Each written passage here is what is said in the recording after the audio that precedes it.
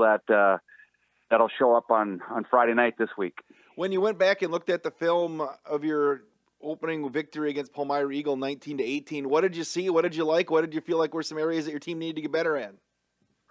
Well, I liked our physicality. I thought we were much more physical on both sides of the ball this year than we were at any point last year. Our tackling was really good for the first game. I thought our offensive line played really well for the first game with some new guys in there. We still needed to work on some of our routes, some of our timing with our quarterback and receivers, since everybody is really pretty new this year to the skill positions in terms of receivers and quarterback. So that was nice to have a week to really start work on some timing and get some of that down between our quarterback and our new receivers. Coach, how big was it to get a victory in week one? You're trying to build your program here, and kids got to learn how to win. How big was it for them to, in that battle where it went back and forth, that they found a way to get it done down the stretch?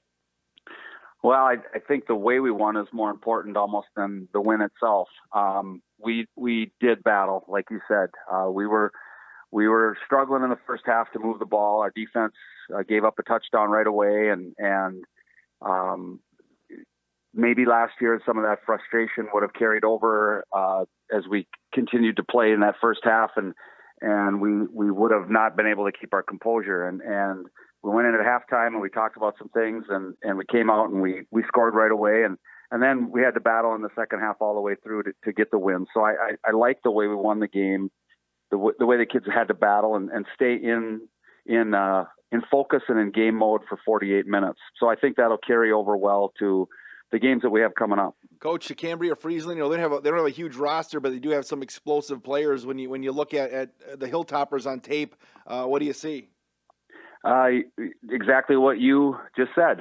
They have some really good skill players. You could see on film that they do a nice job when they get the ball in their hands, and so we have to try to limit their big plays and try to make them work for their scores and not let them have one or two play drives where they're just moving up and down the field in big chunks. Like you said, their roster is a little smaller, and we kind of feel like if we make them have to work for it all night long, we could maybe wear them out a little bit. But if we allow them to have big plays and be explosive, it could be a tough night. Coach, I appreciate the time, and good luck against Cambria-Friesland. Thank you. Appreciate it. Waterloo head coach Dave Frizzell. The pregame show will continue here on DailyDodge.com and 1430 WBEV. Let's bring in Cambria-Friesland head football coach Jim Bilesma, whose team getting ready for Waterloo tonight. Coach, how was your week of practice? It was schizophrenic. We have several players who are waiting, or have family members awaiting the results of tests. As a result, they're not allowed to play, or practice, I should say. And so we had a revolving door at practice where if this kid can play, then this kid has to move here, and if this guy goes out, this kid has to go there. So it was busy. I found myself taking notes during practice and trying to map out who could go where and what plays would work if we go with this lineup and what plays would work if we go with a different one. Is that just par for the course for this most unique 2020 season, Coach, though?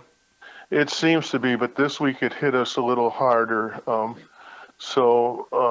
We've had people miss every game so far awaiting the results of tests, but this week we had 5 players doing that, and it starts to take its toll when you're from a small school. You mentioned that numbers-wise, too. We talked before the season, obviously. Obviously there's concern for all coaches and staffs of getting kids through. But have your kids been, and you said as a staff, obviously it stresses you out, but have the kids from your perspective been doing what they need to do as best they can to kind of keep with the protocols and things that they need to do to keep playing week after week? I would like to say yes, definitely to that, but there's not a 17-year-old boy around that doesn't think he's bulletproof. So I think we got people that are stretching the boundaries, but so far we haven't had anybody catching anything.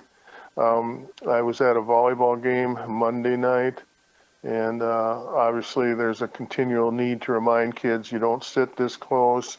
Your mask has to cover your nose and your mouth.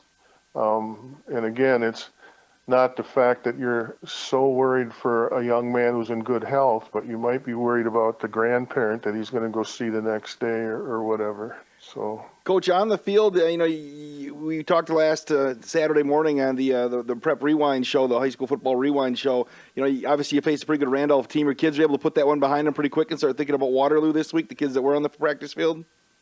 yep, they realize that it's a short season. Nothing's guaranteed. You can't dwell in the past. All you can do is thank the good Lord you got another 48 minutes of football, and you better get ready for it. Coach, you have Waterloo coming up tonight, filling the slot with Wayland Academy not playing in the fall season. Have you played Waterloo very much before? No, when Doug Miller was the head coach there, we scrimmaged each other every year. It was a 25, 30-year ritual that they would come to our scrimmage every year, but we've never played them in a game, and they're 2.5 times bigger than us, so obviously we'd never face them conference-wise or in the playoffs. But so we've sort of lost track of them.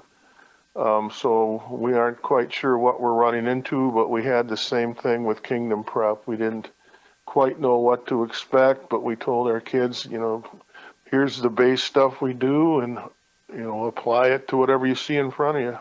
Coach, what do you like about your team so far through 2 games this year? Well, we have some kids that are good leaders and very optimistic. Kobe Smith sees the field as good as any quarterback that we have had in the recent years. He actually is thinking ahead of me sometimes in practice. I'll have a play chart, and he'll come up to me and say, this is next, right? And I'll go, yep. And so he knows what play sets up what play and how to sequence things. Great leadership from him. Obviously, we have Cade Bermania, who's one of the more explosive players in the area. As long as we can get the ball in his hands, we're very, very pleased with him. Griffin Hart's been playing lights-out defense. So we've got some good senior leadership this year. Well, what are some of the keys to the game tonight, Coach, if you're going to get a victory on the road and get up to 2-1 on the season? Well, we have to read and react much faster than we did at versus Randolph. And we worked on that this week, and we told our kids coming into the Randolph game, we are so thin and people are missing practices that there's no way we can replicate game physicality or game speed. You have to be that super disciplined that you can make yourself do it. And it was a tough learning curve against Randolph. But this week, when we told them the same thing, they were much more responsive against a scout shell team on defense and things like that. So I think we grew up a lot this last week, realizing that it's not going to be easy at any point this year because your lineup changes so much depending on who's having to sit out, and you're not sure who your next opponent is. Well, Coach Bilesma, I appreciate the time, and good luck tonight against Waterloo. Well, thank you. Appreciate the coverage. That's Cambria-Friesland head coach Jim Bilesma. The pregame show will continue on 1430 WBEV and the video stream at dailydodge.com, presented by Farmers and Merchants Union Bank and Columbus Family Dental. My dentist cares about me. Hi, this is Dr. Adam Forster. At Columbus Family Dental, we care about you and your entire family. We're here to provide comprehensive, convenient care for you and your loved ones in a comfortable, laid-back environment. Whether you need braces for the kids or cosmetic work for yourself, we're here waiting for you. Call us today at 623-5559 to set up your no-pressure, free consultation to see if we're the right fit for you.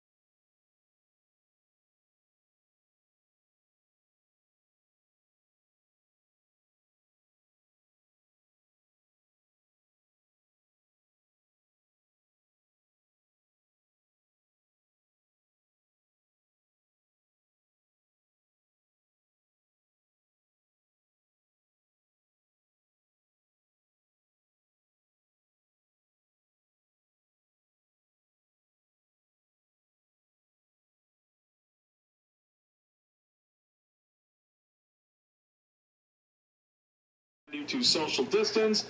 Back here in Waterloo, Wade Bates and Anthony Kinsey, high school football on 1430 WBEV and the DailyDodge.com video stream presented by Columbus Family Dental and Farmers and Merchants Union Bank.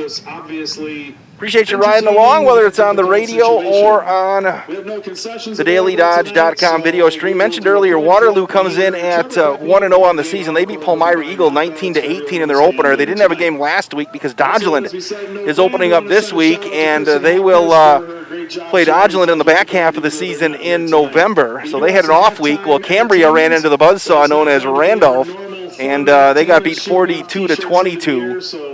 And they're going to try to get things going again here today. Again, appreciate you joining us. First time here for a football game. The venue is spectacular here at Waterloo. Again, they have a limited for fans in the stands, obviously, with COVID going around, so we're glad to be here tonight. Very accommodating. We're the staff of Waterloo High School, because obviously originally we were supposed to be somewhere else.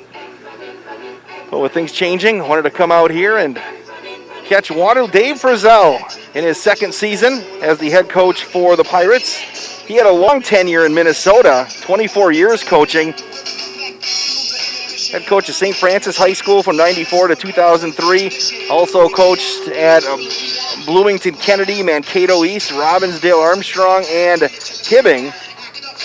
Jim Bilesma for the Hilltoppers in his 38th season here at Cambria-Friesland. Appreciate y'all riding along tonight. Ryan Gables watching the broadcast here today. Appreciate him dialing us in. And we are set for football. Cambria-Friesland actually won the toss and deferred, so Waterloo will return going left to right on your 1430 WBEV radio dial. Waterloo is going to be receiving our Caleb Hager and Ian Ritter going to stand back to return the kick for the Pirates, and we are set to go. Kicking off for Cambria-Friesland will be Griffin Hart. He is the kickoff man, while Colby Smith is the place kicker for the Toppers. Again, appreciate Coach Bilesma and Coach Frizzell giving me some time yesterday. Called Coach Bilesma yesterday. Every time I call him, he's in the barn.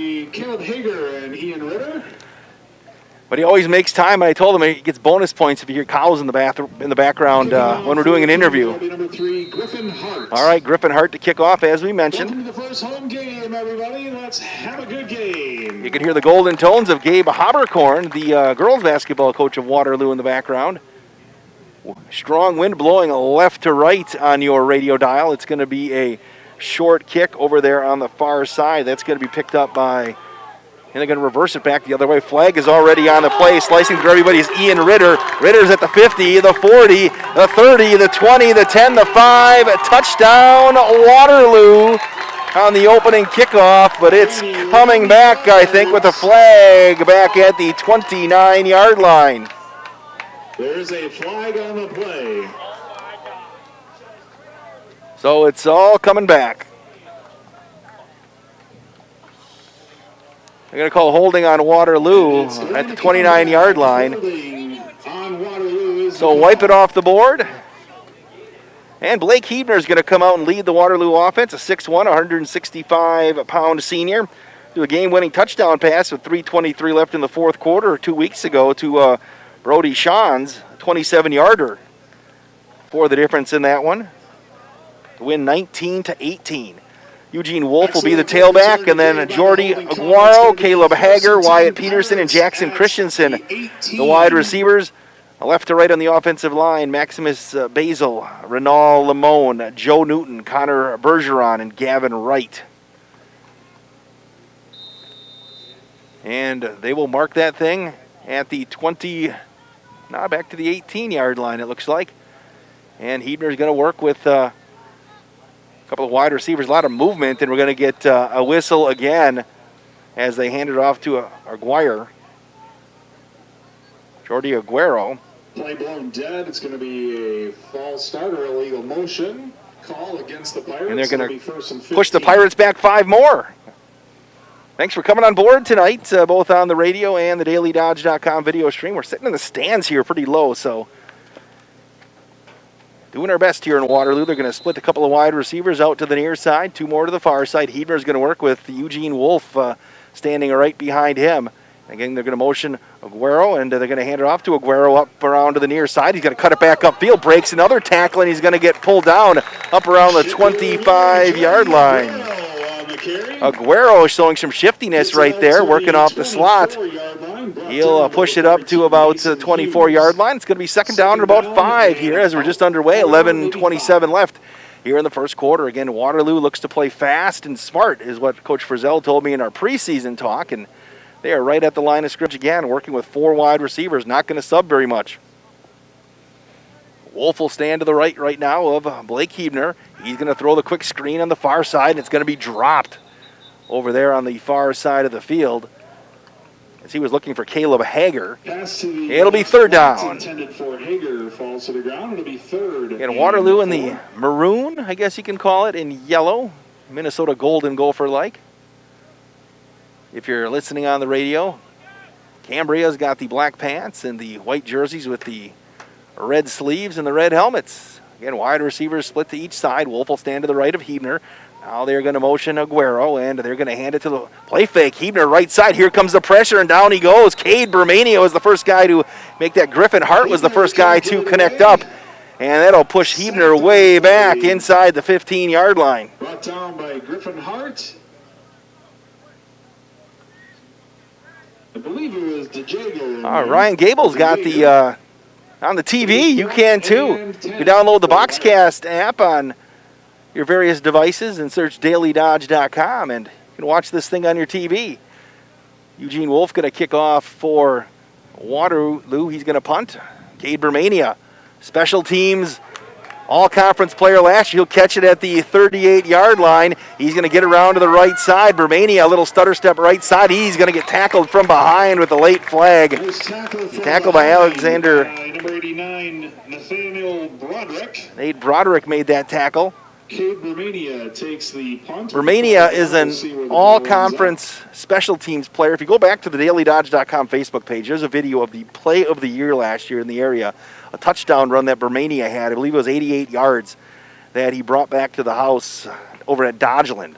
Go check that thing out. We're going to get a block in the back as well for Cambria-Friesland. And that'll push them back. And Cambria-Friesland just, 24 players on their roster this year. Coach Bilesma got a few guys out this week, so makes it hard to get a scout team in there, but they are doing their best. Colby Smith, 6'2", 180-pound senior. As you're going to motion Cade Bermania from left to right. Smith's going to throw, coming back the other way, and it's going to be complete. It's across the 45-yard line up to the 46-yard line. He finds Griffin Hart. And that'll be a gain of about 15 yards, and that'll move the chains for Cambria-Friesland. I saw Jocko in the house today if you're a fan of Madison TV. As they wind the clock, 10:09 left in the first quarter, no score. And they'll work off the near hash right now. Colby Smith will head over to the sidelines and get the play from Coach Jim Bilesma.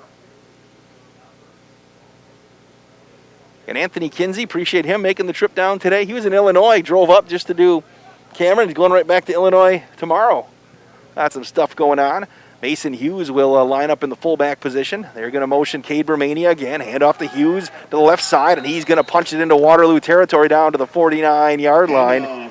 Up the gut. Tackle made for Waterloo by Connor Bergeron. Tackle on the play by Connor Bergeron. And it'll be second down and 4. 6, maybe 5, we'll call it. Just underway, no score. Clock ticking at 9:22 and counting. It's a great setup here. It's down in a valley in Waterloo.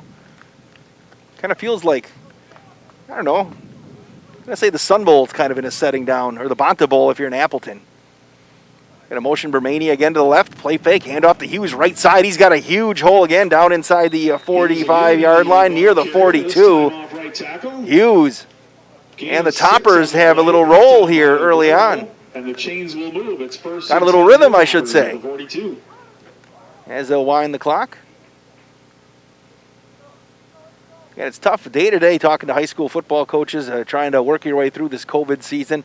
I talked to at least 4 coaches this week, and all it said they had kids sitting out because they had pending like relatives or close contacts that had COVID tests out, so didn't know if they were able to play. But they made it to game day, and every day you get is a bonus this year in 2020. Play fake. Oh, they're going to hand it off to the fullback again. Right up the middle, Mason Hughes. Hughes gains about 5 yards. It'll be second down and about 6. Yeah, tell my kids every day when they leave for school, enjoy it because you don't know if it's going to be tomorrow. Same thing on the football field. You know, it's kind of interesting watching the Twitter feeds and such when you hear everybody looking for games because all of a sudden a team gets shut down for a couple weeks, and most people have been able to find games, it looks like. Second down and 6 on the Waterloo 38-yard line. They'll roll the double slots and play fake. Smith to the near side. He's going to throw. He's going to heave it up over the top, and he's going to shoot it just over the stretched fingertips of Drake Vermania, and it'll be a third down. Opening drive of the game for the Hilltoppers after Waterloo went 3 and out. It'll bring up 3rd and 6 for the Hilltoppers. Every parent at Waterloo is giving an allotment of tickets. Every player, I should say. I believe it's 6 tickets per, and they're spreading everybody out. Nice facility here at Waterloo, so everybody can be socially distanced.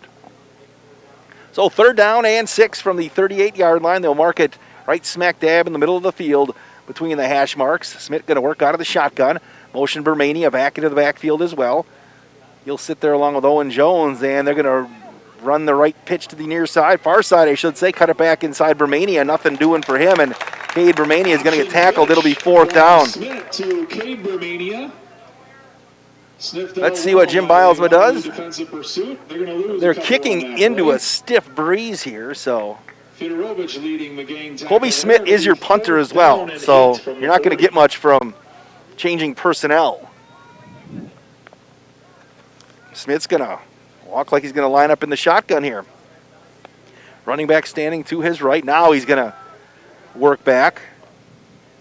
Good snap.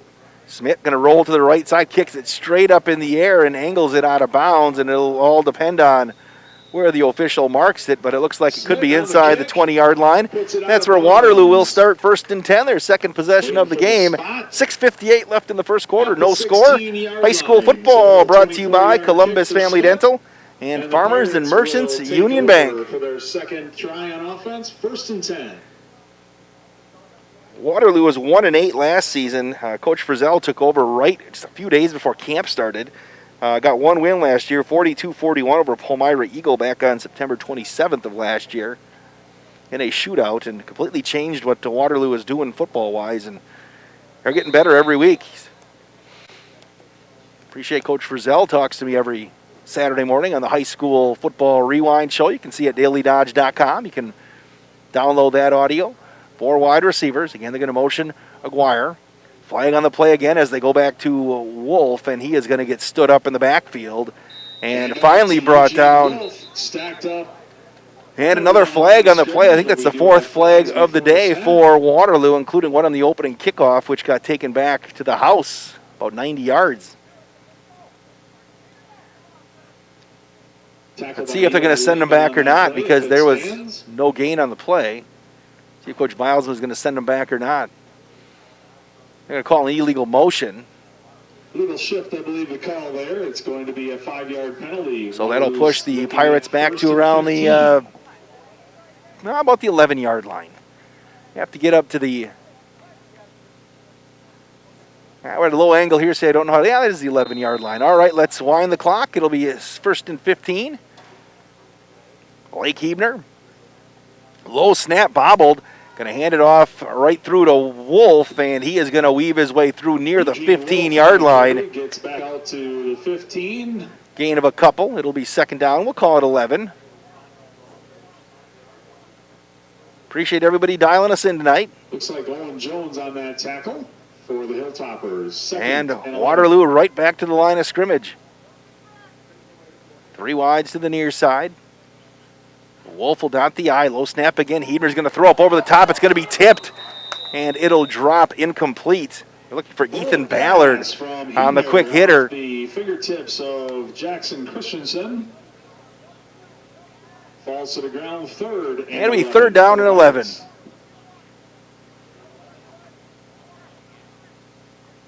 Waterloo again right back to the line of scrimmage. No score here. 6:12 left here in the first quarter on 1430 WBEV and streaming at dailydodge.com. Thanks to Columbus Family Dental and Farmers and Merchants Union Bank out. Peterson and Christensen, Hager and Aguero, the wide receivers for Waterloo. Low snap again. Heidner's on the ground. He's got to pick it up, and he will just fall on it. And he's going to cover it right around the 10-yard line. And it's going to be fourth down and long. Waterloo's had a couple of problems there through these first two possessions with some low snaps out of the shotgun.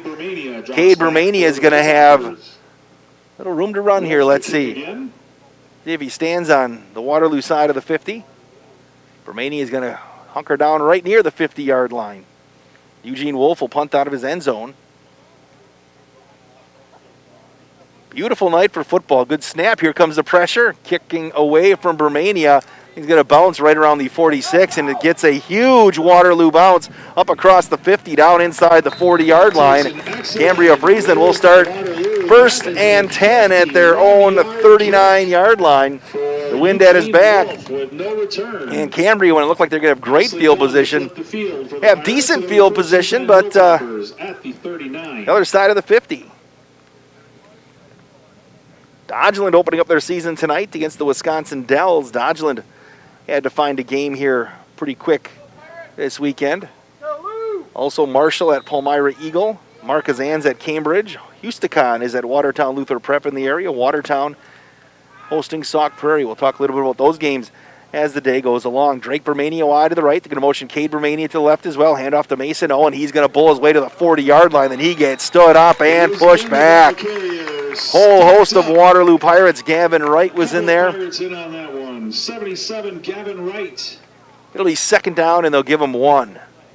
And Mason Hughes, 5'10", 190-pound senior. You'll also see some Owen Jones, a 6'2", 170-pound senior as well. Jones has 3 touchdowns this season. And Bermania has scored 4 times this year. 2 of them have been on defense.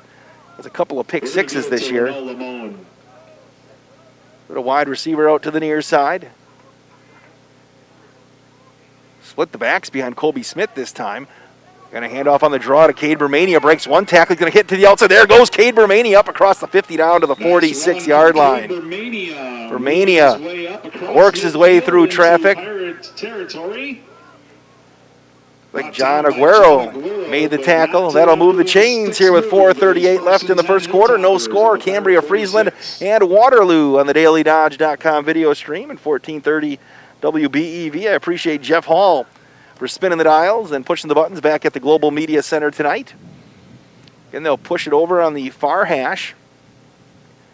And Mason Hughes will be the lone running back for Cambria-Friesland. Hand off to Owen Jones trying to get the corner. Jones turns the corner. Jones has the 40. Jones cuts it inside the 30 and is tackled down at the 28-yard line by Brody Shans. And Cambria's got something going again. Going to move the chains with 4:12 left. 16 on the play. It's going to be first and 10 once again at the 29. Hughes and Bermania, the seniors. Owen Jones, the junior in this Cambria offense. The mark it on the near side hash. Cambria huddled about 15 yards back behind the line of scrimmage. They have to work their way back up to the football here as Smith's going to work out of the shotgun. Hughes will stand to his right. No, he's going to get under center, I should say. They're going to hand off to Bermania right side. Bermania is going to turn it back upfield, and he will get himself about 3 or 4 yards. Again, the ball carrier.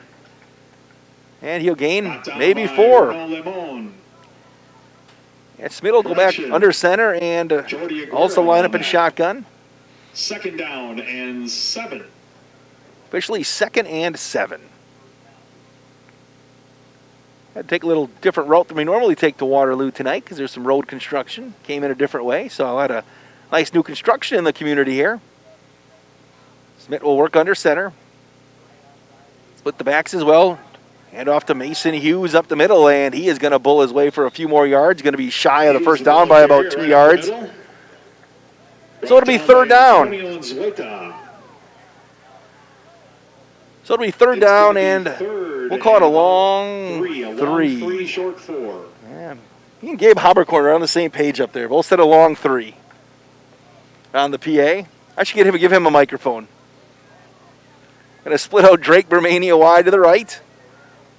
Smith will work with a couple of backs in the backfield. It's like that's Jones and Hughes, and he's going to hand off to Jones, trying to get the corner on the left side, cuts it upfield, and he's going to get brought down. He's going to get down to the 20-yard line. I'm sorry, correction, Owen Jones. And it looks like Jones will have... No, it's going to be fourth down. They're going to say he's short. It's going to be fourth and very short. He got tackled on top of a defender and pushed forward. It's going to be fourth down and about 1. Clock winds with 2:10 left in the first quarter. No score. Cambria-Friesland and Waterloo. Fourth down and 1 for the Toppers. Bermania in the backfield along with Jones and Hughes.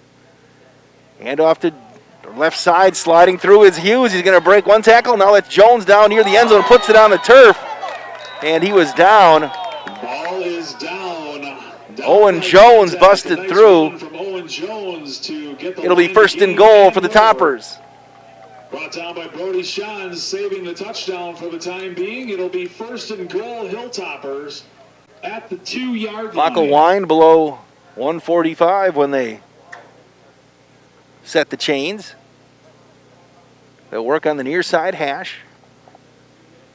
First and goal from the 2. Come on, goal! Drake Bermania wide to the right. To the near side, it's Griffin Hart. Smith's going to work under center. Mason Hughes, the lone running back. In a motion, Bermania. And they will hand it off to Bermania. He's going to try to turn the corner, and he gets stuffed in the backfield. Bermania went in motion. He got stuffed by, nice there by Eugene Wolf. And it'll be second down and goal. 2. It'll be second down and goal from the 4. Pushes it back to the 4. A lot of motion for Jim Bilesma's squad. Again, very athletic at all their skill positions. Owen Jones on the right side will line up along with Griffin Hart. Mason Hughes and Bermania in the backfield. Smith will work under center. Second down and goal from the 4-yard line. In a motion, Jones is going to right to left. Play fake. Smith's going to roll to the near side. He's going to toss it. It's going to be a little bit short of Owen Jones. It'll be third down and goal. Again, a little low this time for Jones. And we'll do it again. Waterloo defense stiffening up and goal from the 4. with 54 seconds left in this first quarter. Looks like Waterloo is going to take a timeout. We'll take a 30-second break as well. 54 seconds left, no score. This is high school football on the DailyDodge.com video stream, 1430 WBEV.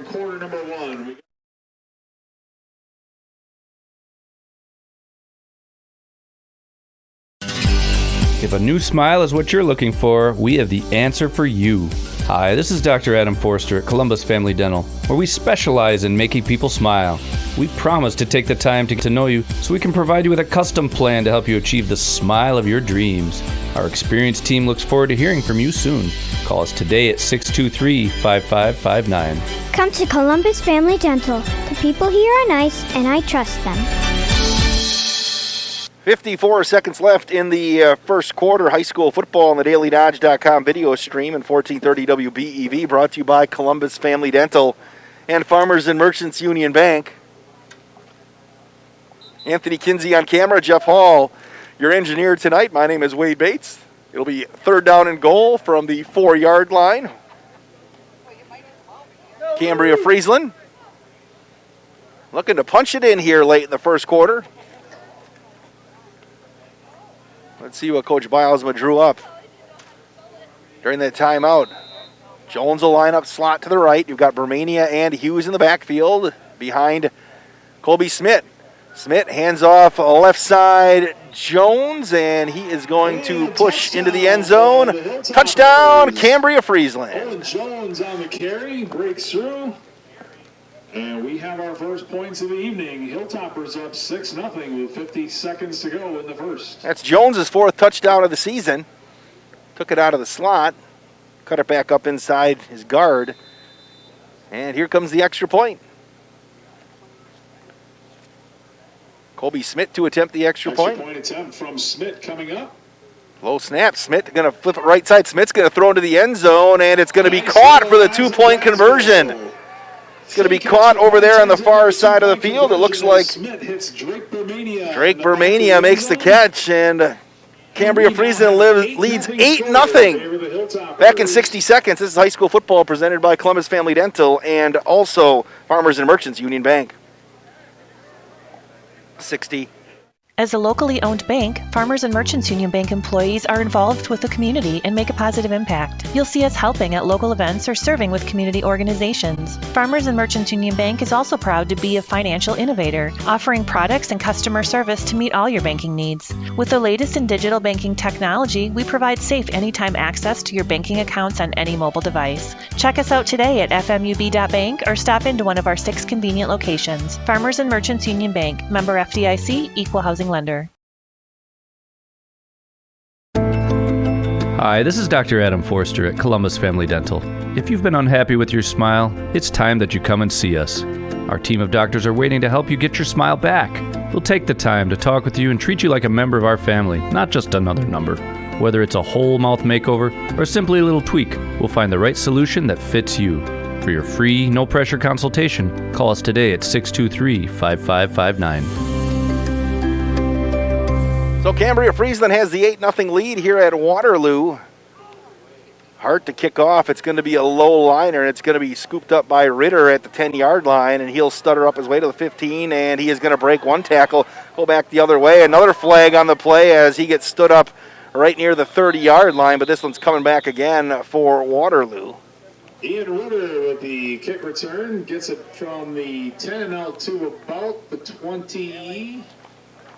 So that's where Waterloo will start if they mark off the penalty, probably back inside the 20. They'll be walking it back again. Like the Pirate logo here, if you can see the flag out at the 50-yard line, with the swords and the skull.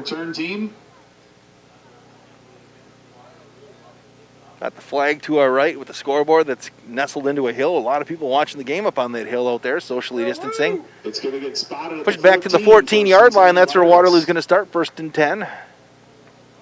Blake Hebner is going to line up at quarterback. Looks like Jordi Aguero is going to line up behind him this time. Trips to the near side. Single wide receiver to the far side.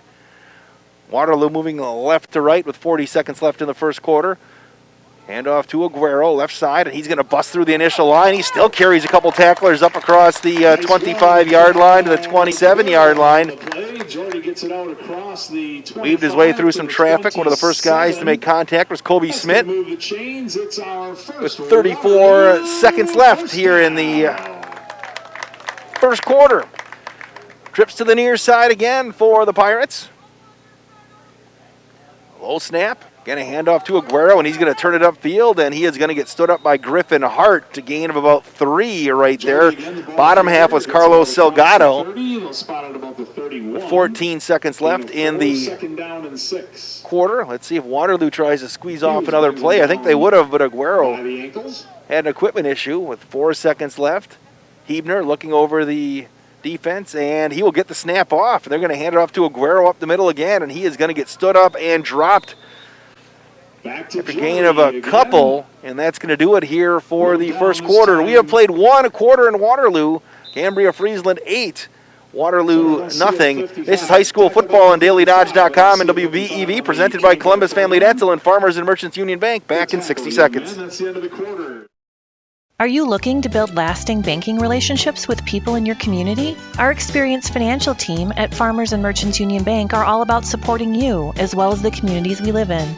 We live, work, and play in the same neighborhoods as you, and we are dedicated to your best financial interests in a way only a community bank can understand. We know you know us. No gimmicks, just common sense, full-service banking. Check us out today at fmub.bank or stop into one of our 6 convenient locations. Farmers and Merchants Union Bank, member FDIC, equal housing lender.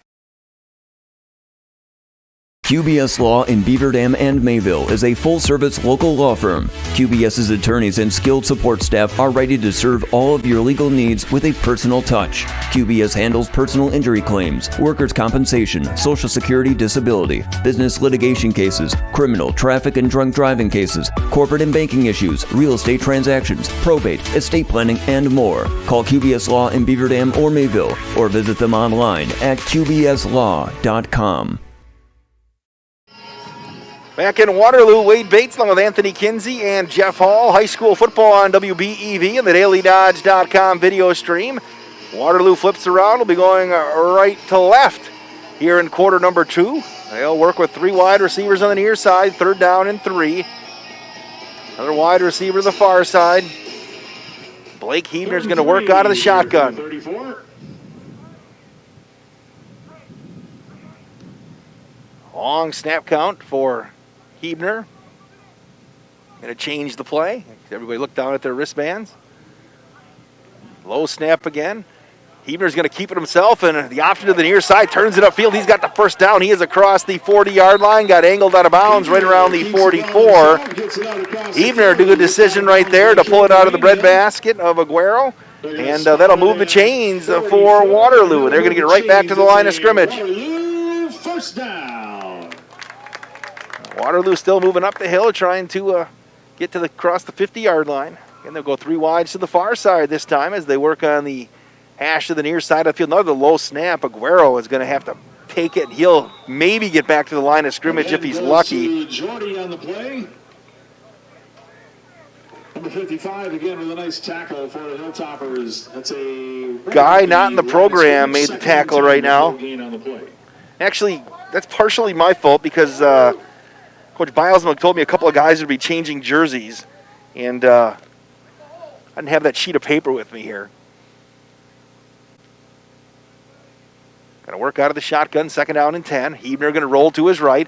Going to still look. Throws it a little bit high, and it's up over the top of Jackson Christensen. It'll be 3rd down and 10 with 11:06 left in the half. 8-0 Cambria-Friesland if you're just joining us today. Yeah, beautiful facility, man. Nice track here at Waterloo. I know that they had a referendum that improved facilities here as well last couple of years. You're listening on WBEV. Sean Bartelt, who is a longtime associate principal at Beaver Dam High School, is now here at Waterloo, principal at the middle school. Conversed with him a little bit via the text. Not working the game tonight. 3rd down and 10. They'll work off the near hash. Trips to the far side again. Looks like Wolf will stand next to a Heebner. Heebner's going to throw, moving to his right. On the run, going to tuck it back down. Here comes the pressure, and he spins through one tackler, and then Cade Bermania pulls him down. It's going to be 4th down and a country mile. Griffin Hart also in there. Appears to be a little shaken up on the play. Hopefully the young man's okay. Heebner brought down around the 35. So we're going to get a whistle. 9-yard loss. It'll be 4th and 19. Griffin Hart shot the gap. We'll get the timeout for the medical staff to go check on. Looking at the DailyDodge.com video stream schedule, next Friday night, Mike Tronson will be on the call as he'll be out in Marquezan, as Marquezan will host Marshall, Matt Kleinhein's squad. They're pretty good this year. Looks like everybody's okay now. Eugene Wolf going to punt. So Waterloo is down a player. And Cade Bermania is going to stand back at his 25-yard line.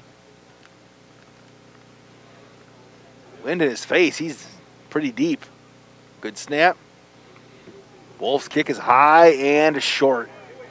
Going to bounce at about the 40 and go out of bounds, maybe the 39-yard line of Cambria-Friesland. And that's where they will start. 1st and 10, leading 8-0 here on the DailyDodge.com video stream. Appreciate everybody watching, whether you're a fan of Waterloo or if you're watching down in the Cambria-Friesland area. Appreciate that. This game was at Cambria. We probably would have showed up about 1 o'clock and ended up at the dump all afternoon. Haven't been out there for a burger in a while. Funny you mentioned, everybody mentioned Cambria. Everybody mentions that place. So they'll mark it. They're going to say it actually went and bounced at about the 40, but they're going to mark it all the way up at the 47 on the far hash. And Cambria with the 8-0 lead, moving to your right. If you're watching on the radio, they'll put Bermania in motion into the backfield. They're going to hand it off Bermania, and then he's going to come back on the counter back the other way, and that thing's going to get snuffed out. Owen Jones going to lose about 3 yards on the play. Lamone made the tackle. It'll be 2nd down and 14.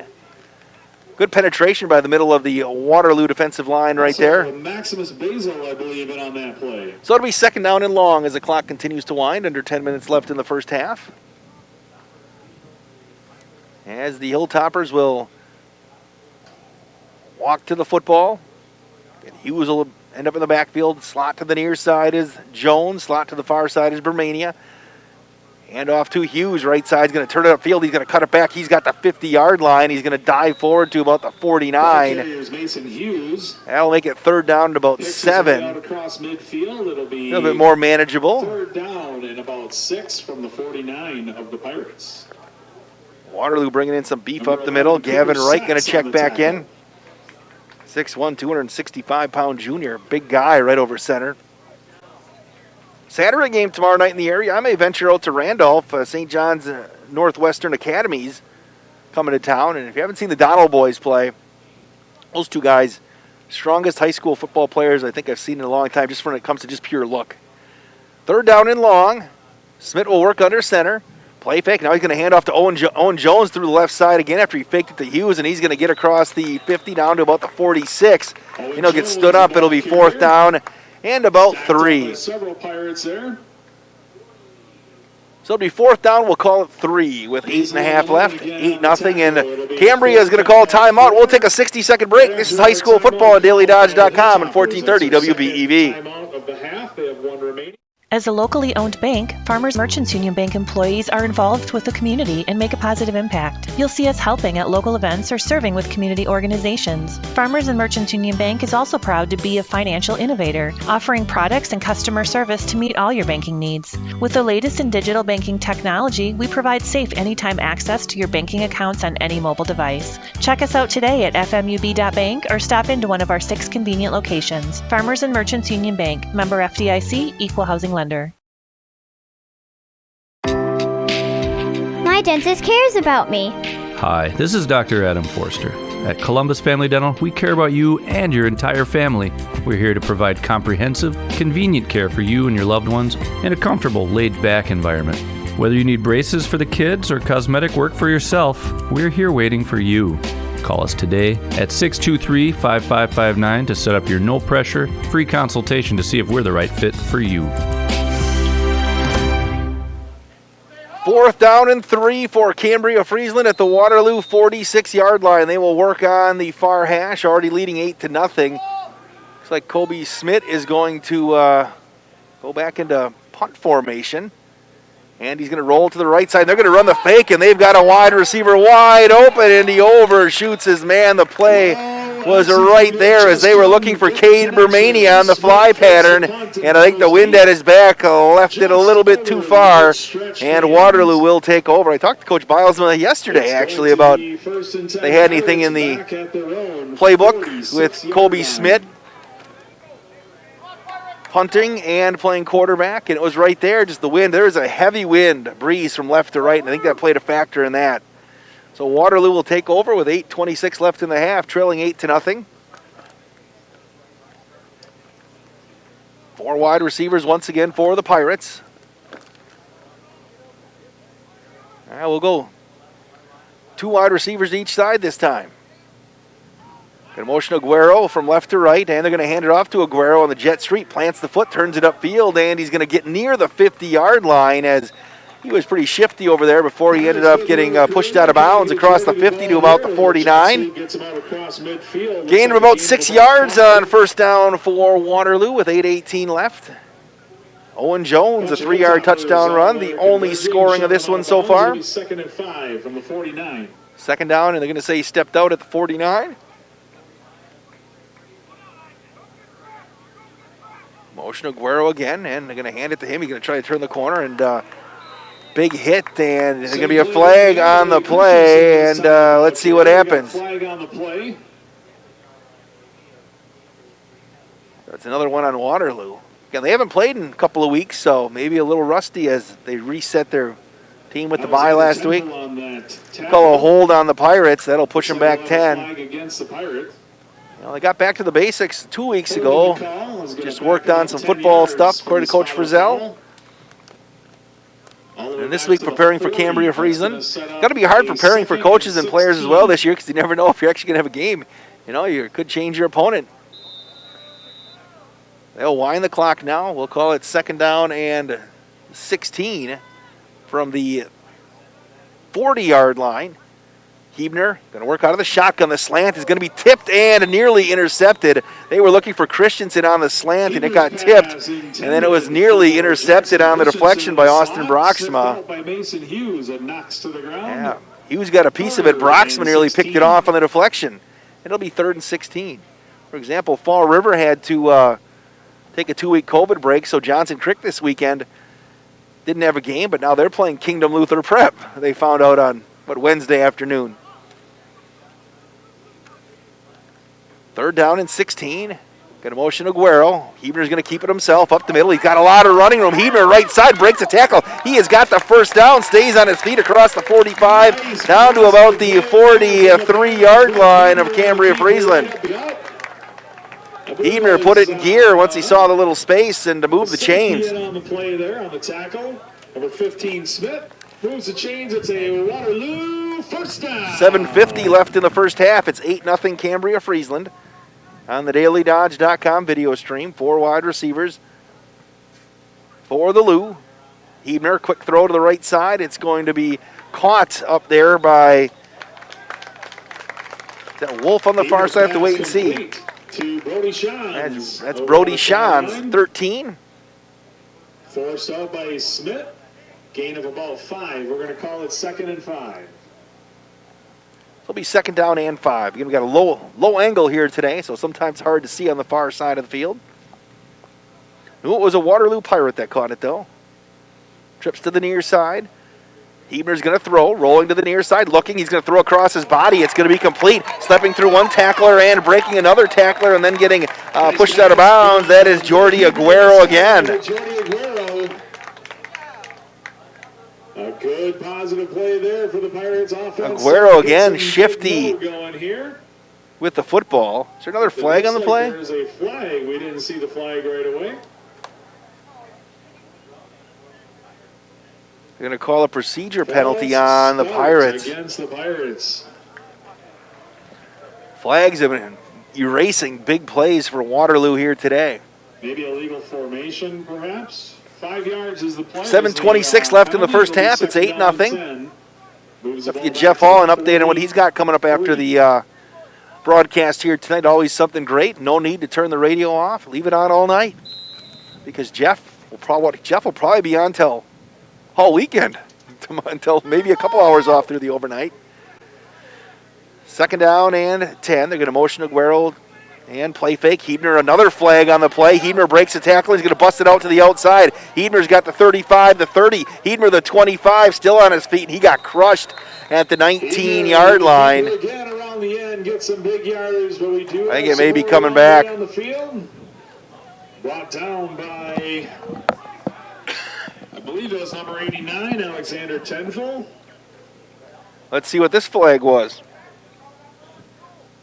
Looks like we're coming back again. Another flag for the Lou.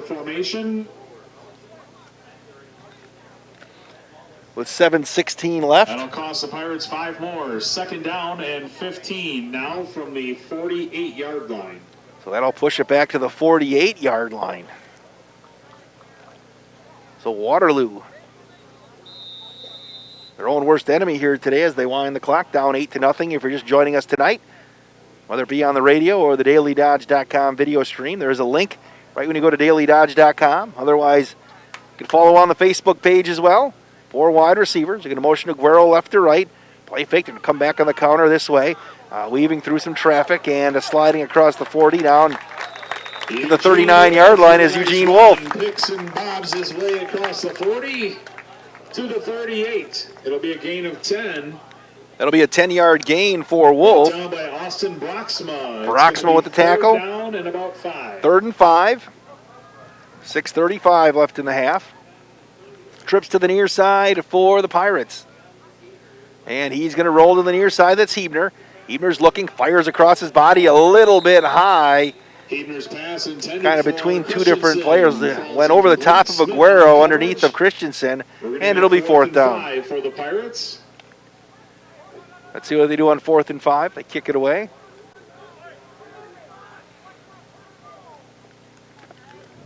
And it looks like they are going to leave the offense out there. 4th down and 5 from the 38-yard line. They're going to go for it. Wolf will stand to the left of Hebner. A little squib kick here. Maybe they're going to drop Wolf back, and he is the punter. Trying to pull the old Aaron Rodgers and draw him off sides. It looks like Waterloo is going to take a timeout. We'll take one as well with 6:23 left in the half. 8-0 at Cambria-Friesland. It's high school football on the DailyDodge.com video stream and WBEV. Hi, this is Dr. Adam Forster at Columbus Family Dental. If you've been unhappy with your smile, it's time that you come and see us. Our team of doctors are waiting to help you get your smile back. We'll take the time to talk with you and treat you like a member of our family, not just another number. Whether it's a whole mouth makeover or simply a little tweak, we'll find the right solution that fits you.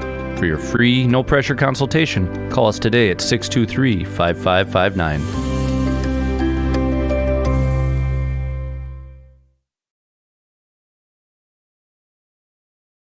Look around. This book, this meal, this lamb, this world is made of dreams. So when people say American Family Insurance protects things, we shake our head no. Because we protect this, and everyone's dream is worth protecting. Insure carefully, dream fearlessly. American Family Insurance. Yes, I'm a dreamer. Contact the Kevin Carnine Agency, LLC at 920-887-9700 in Beaver Dam today. American Family Mutual Insurance Company, SI, and its operating company, 6000 American Parkway, Madison, Wisconsin. 4th down and 5. It looks like Waterloo is going to go for it here at the Cambria 38-yard line. Working out of the shotgun, another low snap. Hebner rolling to the near side, throws it again across his body. It's complete, and it's going to move the chains of 1st down as they completed Jackson Christensen across the 35, down to the 30, the 25, and down to the 24-yard line. Smith on the tackle. Colby Smith with the tackle, and Waterloo's right back at the line of scrimmage as they wind the clock here with 6:15 left in the half. Trips to the far side for Waterloo. Hebner again working out of the shotgun. And they're going to hand it off to Wolf, and he's going to run through one tackle and run through another, and he's going to punch across the 20 down near the 15-yard line. And Wolf, who's 6 foot, 190-pound junior, showing he's a pretty strong runner right there. Mason Hughes. And Waterloo right back to the line of scrimmage. 2nd and 2. Going to mark it back right around the 17-yard line. Low snap again, handoff to Wolf. He's going to cut it back upfield, and he's going to move it inside the 15 to around the 13-yard line. And that will 62 on the tackle. Move the chains. Let's see. Yep, they will move the chains. You're going to say that's a 1st down. So Waterloo knocking on the door. Trips to the far side. Lone wide receiver to the near side. For Waterloo is Caleb Hager. Hebner. And a handoff. Actually kept it himself. Hebner right side is going to tuck it down, and he is going to get ripped down. Hebner tries a little fake and roll out, but was sniffed out well there by the Hilltoppers. Nothing doing right there as Hebner. Nice job pulling it out of the breadbasket of Wolf. Look to throw. Maybe got one on the play with 5:08 left in the half. Yeah, I think it was 55 on the tackle there. 2nd down and 9 after the gain of 1. 2nd down and 9. We'll try to find who 55 is at the half. Low snap again. Handoff again to Wolf, and he is going to get stood up by a pair of Hilltoppers. Hughes finished him off, but the first guy to make contact for was Tenfill. It'll be 3rd down. Clock continues to wind here. 3rd down and about 7. And the lineup Hager on the near side, trips to the far side. Johns and Christensen out wide. Aguero's more in the slot. Hebner, left side on the slant, a little bit too high as he was looking for Caleb Hager, and it'll be 4th down. On the post route.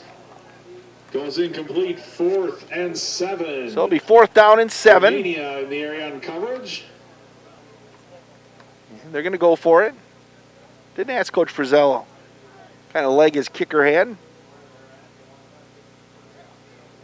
Jody Aguero, Gavin Wright both take turns kicking for the Pirates. The extra point quick kicker is Aguero. All right, 4th down and 7 from the 10-yard line. Receivers split to each side. Hebner looking to the right side on the slant, and that's going to be incomplete as he was looking for Shans on the slant. And Cambria-Friesland's defense holds again, and they will take over, leading 8-0 with 4:14 left here in this first half. High school football presented by Columbus Family Dental and Farmers and Merchants Union Bank. And tomorrow morning, make sure you dial in dailydodge.com and click on the sports tab. About 9 o'clock, you'll see the high school football rewind show. We'll talk to all the coaches from the area. Tell you about that a little bit more at halftime. So they'll mark it at the 10-yard line. Colby Smith under center. Going to hand off, I think that's Jones, and he's going to get tackled back and around to the 6-yard line.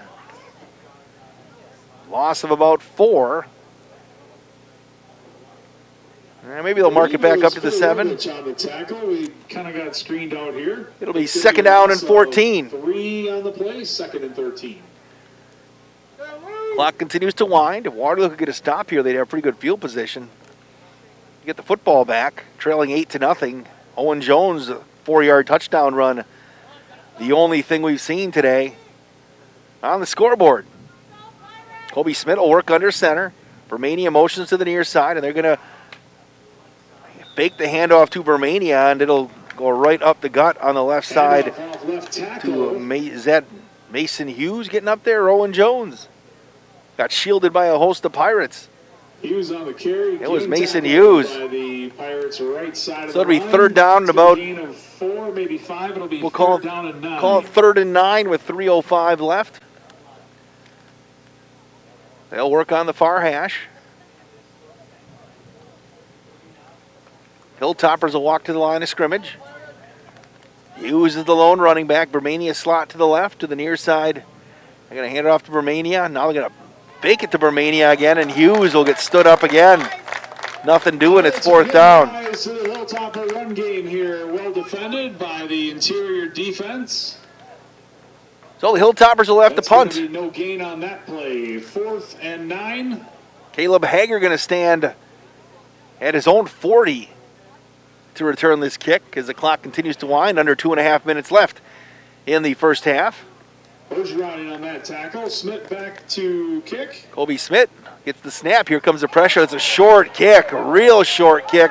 That's going to bounce at the 25 and go back and land inside the 20-yard line.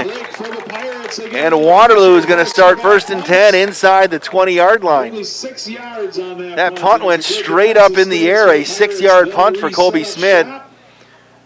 I wasn't happy with that. There was a little bit of pressure coming from the near side. At the, I believe, 18.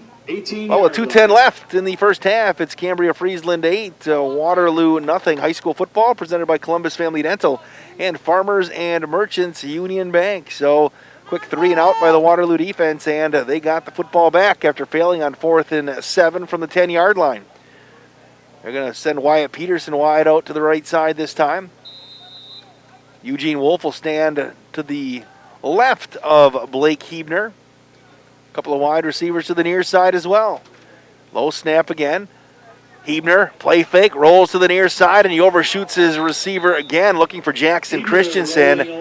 That was a dangerous throw, left it high. Fell right at the footsteps of a couple of Cambria-Friesland defenders with 2:05 left. 2nd down, 10. Mike Tronson's got the broadcast dialed in tonight. The broadcast legend in the area. 2nd down and 10. 4 wide receivers. They're going to motion Aguero left to right. Hebner's going to keep it himself. He's broke one tackle. He's going to dive inside the 15 down near the 10-yard line. It'll be 3rd down with the clock winding under 2 minutes left in the first half. The 15 looks like they'll mark it at the 11. It's going to be 3rd and 3. So 3rd down and 3 for Waterloo, trailing 8-0. Couple of wide receivers to the far side, Christensen and Peterson. 2 more to the near side, Aguero and Hager. Wolf will stand to the right of Hebner. They're going to motion Aguero. Again, that will roll back to Hebner, and he's going to keep it himself, and he's going to get tackled inside the 10, near the sticks. Let's wait and see. Waterloo's had a lot of trouble with that shotgun snap here today. As the clock continues to wind, and they are going to say it's 4th down. 4th down and about a yard. We'll call it that's a short yard. Here for the Pirates. They'll work the far hash. Wolf will stand to the left of Hebner. 9-yard line area. Couple of wide receivers to the near side as well, winding down here in the first half. 8-0 Cambria-Friesland. Pirates knocking on the door. Hebner hands it off to Wolf. He turns it upfield. I think he's got enough for the first down. Keeps those legs moving right near the 5-yard line before he gets stood up, and that'll be 1st and goal Pirates with 49 seconds left in the half. That's going to move the sticks. It's inside the 5-yard line. 1st down. Clock is winding, 45 seconds left. Moving to our left. Hebner going to throw the slant, and that's going to be a little bit too far in front of Wyatt Peterson. That'll stop the clock with 37 seconds left. Pass intended for Wyatt Peterson. Goes incomplete. 2nd and goal. Clock is stopped at 37 seconds. Pirates will get the look from their bench, and here they go. Again, Hebner's going to work out of the shotgun. He'll move Wolf, Eugene Wolf, to his left. Play fake. Hebner's going to throw. Looking, here comes the pressure. Hebner breaks one tackle, and he breaks another. Still on his feet. Hebner going to push his way back to the line of scrimmage. He avoided a huge loss right there. The pressure coming from the right side, but with 27 seconds left, it's going to be 3rd down and goal. We'll keep it right here. Looking at Waterloo's schedule, they have Partyville at home next week. Now, Partyville has been in a 2-week COVID break. They have Marquezan on October 23rd at home. Go to Cambridge on the 30th, and then they have Marshall on November 6th. And then they did move that Dodgeland game to the 13th. If that's still on the schedule or not, but that was there. I think it all depends on what happens with the postseason for high school football if we make it there.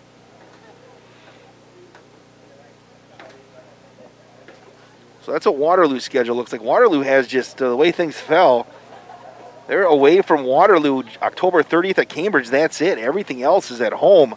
For Cambria, they were scheduled to play Fall River next week, but Cody Schultz's squad is on a COVID break. So Houston, Shannon Miller's squad, going to be filling that slot. We'll talk to Coach Shannon Miller on the High School Rewind tomorrow morning at the dailydodge.com sports tab. 8-0 at Cambria-Friesland leads, 27 seconds left in the first half. Waterloo has it 3rd and goal from the Hilltopper 5-yard line. Eugene Wolf stands to the left of Blake Hebner. 4 wide receivers. A little confusion it looked like for Waterloo there. Now they're going to motion Aguero from left to right. Low snap again, play fake. Hebner's going to throw, screen set up over the middle, and it's going to be incomplete as they look to come back the other way to Eugene Wolf. It's going to be 4th and goal again with 22 seconds left. Eugene Wolf. Tenfold in the area on coverage. It's going to be Waterloo inside the 10-yard line a couple of times here today and come away empty, trailing 8-0. They'll split wide receivers to each side. They're going to go trips to the near side this time. Low and wide receiver is Wyatt Peterson on the far side, and he's in the slot. Eugene Wolf stands to the left of Blake Hebner. 4th down and goal for the Pirates. Good snap that time. Hebner rolls to the near side. Hebner has it tipped at the line of scrimmage, and it's going to drop. That was Mason Hughes deflected it, and the Topper defense again holds, and they're going to go into the halftime locker room, leading 8-0 with 17 ticks left. And it's still 8-0 in favor of Cambria-Friesland. See if Coach Bilesma does this deep. Maybe they'll take a knee. You never know in high school football. Snaps aren't always a guarantee. I think they're going to line up in their victory formation. And Smith will take a knee, and that is going to wind the clock. High school football on DailyDodge.com and also 1430 WBEV is presented. More and more these days, it feels like sports are losing out to hype. Who dissed who? Who signed the fattest contract? Who got busted for cheating? Lost too is the unique capacity sports have to inspire us, to unite us. Well, great news, sports fans. Sports are still being played for the right reasons. They're still as entertaining as they are character building. You just have to know where to find it. And you only have to look as far as your local Wisconsin high school. You know, the place where the games are exciting, concessions are affordable, and the parking is free. Where the emphasis is on hustle and heart instead of hype. If you prefer real, honest-to-goodness sport played for all the right reasons, you'll find it at your hometown high school. High school sports. Games are being played this weekend at a Wisconsin high school near you. Okay, everybody, who's in? This message presented by the Wisconsin Interscholastic Athletic Association and the Wisconsin Athletic Directors Association. At Reed Chrysler Dodge Jeep Ram in Beaver Dam, we are a second-generation family-owned business that has been in the Beaver Dam community for over 25 years. Our goal is to make the process of buying a vehicle fun again. No pressure, no hassle, just quality customer service from our friendly and experienced sales staff. So give us an opportunity the next time you're in the market for a new or pre-owned vehicle. The worst that can happen is we shake hands and part as friends, and if you catch us on the right day, you can enjoy one of Mom's amazing homemade cookies. Let our family take care of your family at Reed Chrysler Dodge Jeep Ram in Beaver Dam. Air Care in Beaver Dam has been trusted by customers for over 37 years. This is Chad Guzzi, owner of Air Care, and we want to keep you happy and comfortable. From our courteous office staff to the honest and dependable technician in your home, our reliable team is working hard to provide heating and cooling solutions for you. We proudly serve the entire Dodge County area and beyond. Let us create the comfort in your home that you deserve. Call us today at 920-356-8860. Did you know that we offer Kasasa Rewards checking accounts? All Kasasa Rewards accounts include refunds on ATM withdrawal fees when you meet the monthly qualification criteria. There's no monthly maintenance fee and no minimum balance requirement. Best of all, you get rewarded for doing things you probably do anyway, such as using your debit card, setting up a direct deposit, and taking an e-statement. Every month is a new chance to qualify, and there's no penalty if you miss. Ask for Kasasa today. Restrictions and qualifications apply. Restrictions may vary. Please contact us for details. Hi, this is Dr. Adam Forster at Columbus Family Dental. If you've been unhappy with your smile, it's time that you come and see us. Our team of doctors are waiting to help you get your smile back. We'll take the time to talk with you and treat you like a member of our family, not just another number. Whether it's a whole mouth makeover or simply a little tweak, we'll find the right solution that fits you. For your free, no-pressure consultation, call us today at 623-5559. As a locally owned bank, Farmers and Merchants Union Bank employees are involved with the community and make a positive impact. You'll see us helping at local events or serving with community organizations. Farmers and Merchants Union Bank is also proud to be a financial innovator, offering products and customer service to meet all your banking needs. With the latest in digital banking technology, we provide safe anytime access to your banking accounts on any mobile device. Check us out today at fmub.bank or stop into one of our 6 convenient locations. Farmers and Merchants Union Bank, member FDIC, equal housing lender.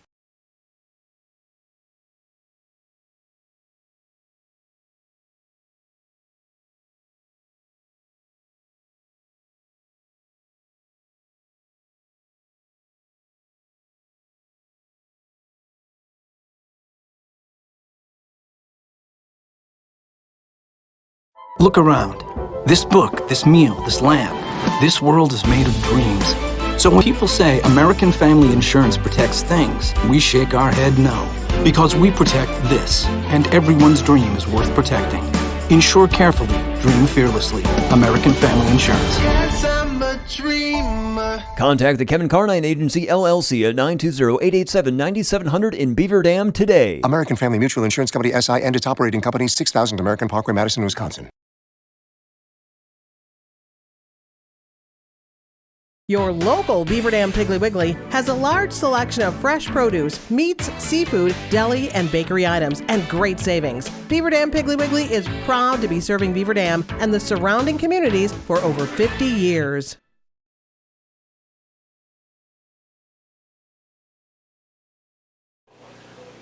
The Hilltoppers lead 8-0 here as we are at halftime. Appreciate you joining us here. Again, Anthony Kinsey, Jeff Hall, my name is Wade Bates. The only scoring in this one came in the first quarter.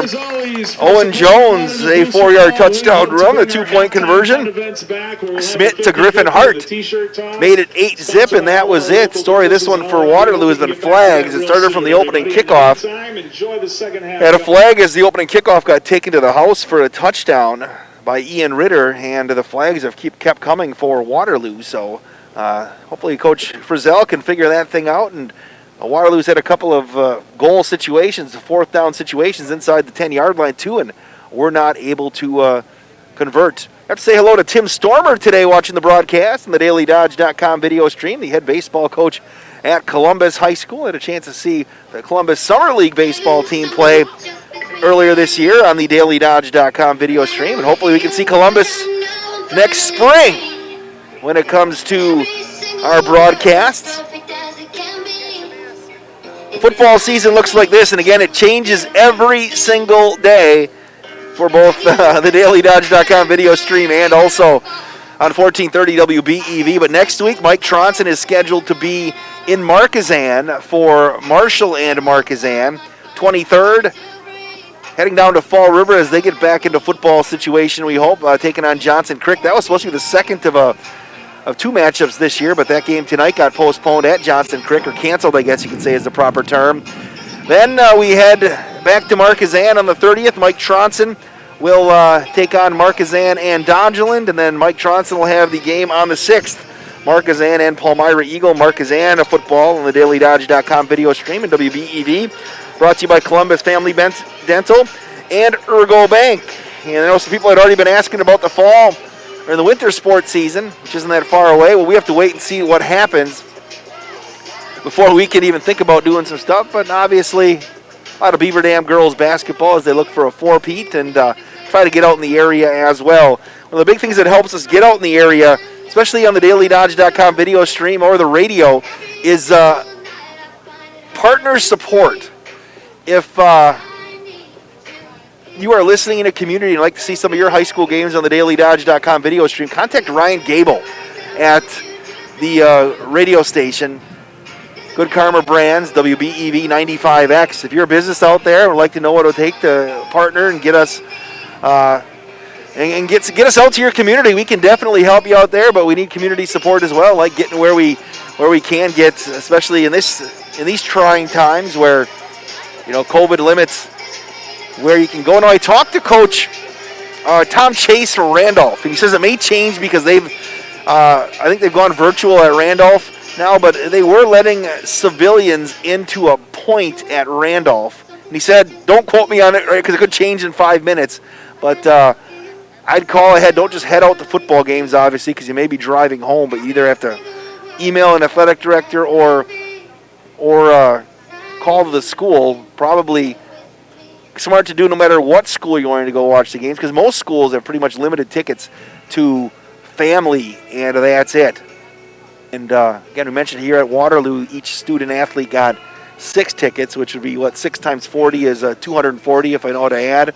And that there's not 240 people here, so they don't all obviously use them. They just encourage people, only let people in that can use it. Cambria-Friesland across the way has a nice crowd that came over as well. Going to try to get some scores across the region as well as halftime continues here. It's Cambria-Friesland 8, Waterloo nothing. This is high school football presented by Columbus Family Dental and Farmers and Merchants Union Bank on 1430 WBEV and DailyDodge.com. Back in 4 minutes with halftime festivities.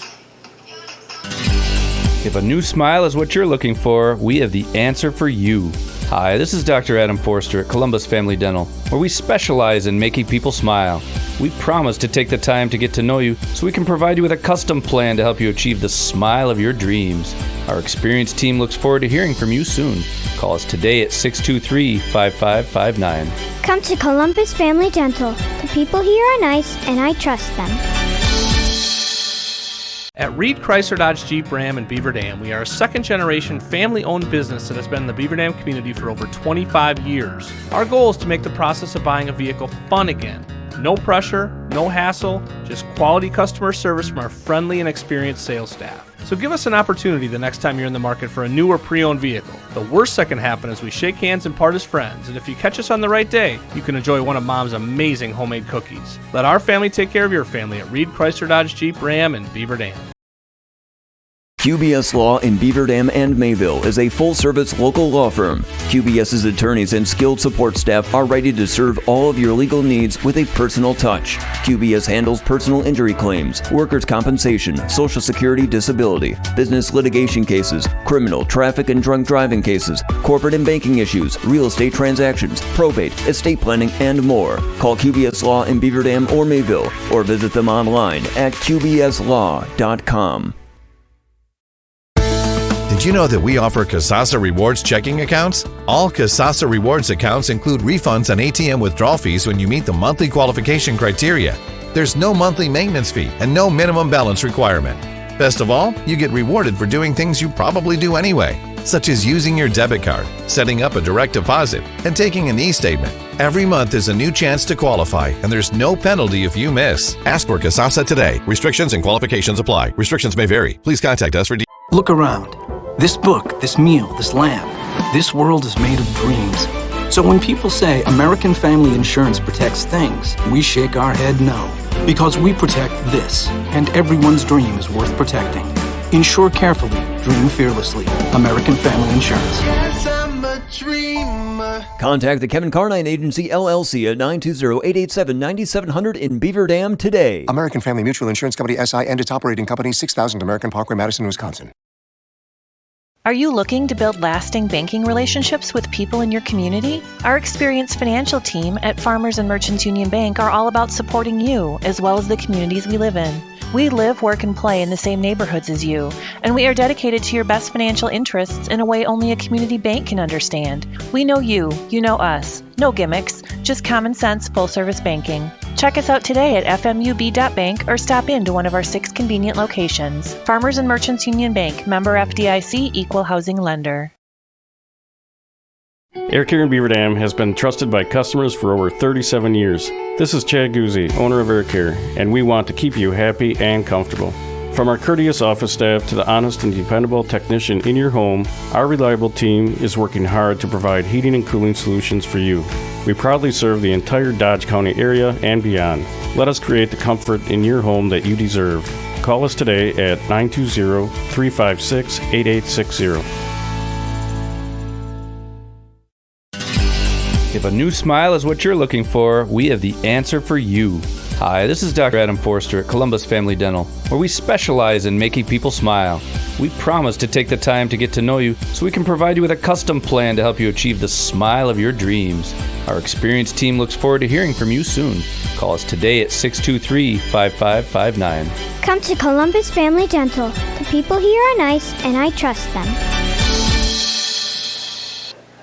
Halftime continues here at Waterloo. 8-0 Cambria-Friesland leaves high school football, presented by Columbus Family Dental and Farmers and Merchants Union Bank. And we mentioned about if you're looking to help promote high school football in the area, you can contact Ryan Gable. But it's businesses like Columbus Family Dental and Farmers and Merchants Union Bank that help make this stuff possible. And if you are in any of those businesses or you know somebody that works for either of them, please make sure you thank them for being a part of what we do at dailydodge.com. And again, if it wouldn't be for great partners like that we wouldn't be able to out promote and promote the student athletes that we have here at in the area. A couple of other programming notes hopefully you can check out if you want to dial us in every Wednesday on 1430 WBEV. We talk sports. Kevin Haugen joins me for Through the Lens with Kevin and Wade on WBEV. We'll usually talk Packers this time of year and always have a Coach's Corner segment now where we have a high school coach on during the show as well to kind of break things down. So check that out on Wednesdays as well. And Mondays after Packer games, I have been doing Packer Rewind programs. This Monday there will not be one, though, with the Packers on bye this week. But usually Mondays we'll talk some Packer football. We'll see if we can come up with something for you on Monday at 12:30 sports-wise in the area as well. So appreciate you dialing us in. A big commitment here to the Preps. And again, hopefully we can get a winter season in and some spring sports in as well. We are still about 2.5 minutes, 3 minutes away from the second half. We'll take one more break. Cambria-Friesland leads Waterloo 8-0. This is high school football on the DailyDodge.com video stream, 1430 WBEV. Did they put the other three? As a locally owned bank, Farmers and Merchants Union Bank employees are involved with the community and make a positive impact. You'll see us helping at local events or serving with community organizations. Farmers and Merchants Union Bank is also proud to be a financial innovator, offering products and customer service to meet all your banking needs. With the latest in digital banking technology, we provide safe anytime access to your banking accounts on any mobile device. Check us out today at fmub.bank or stop into one of our 6 convenient locations. Farmers and Merchants Union Bank, member FDIC, equal housing lender. Hi, this is Dr. Adam Forster at Columbus Family Dental. If you've been unhappy with your smile, it's time that you come and see us. Our team of doctors are waiting to help you get your smile back. We'll take the time to talk with you and treat you like a member of our family, not just another number. Whether it's a whole mouth makeover or simply a little tweak, we'll find the right solution that fits you. For your free, no-pressure consultation, call us today at 623-5559.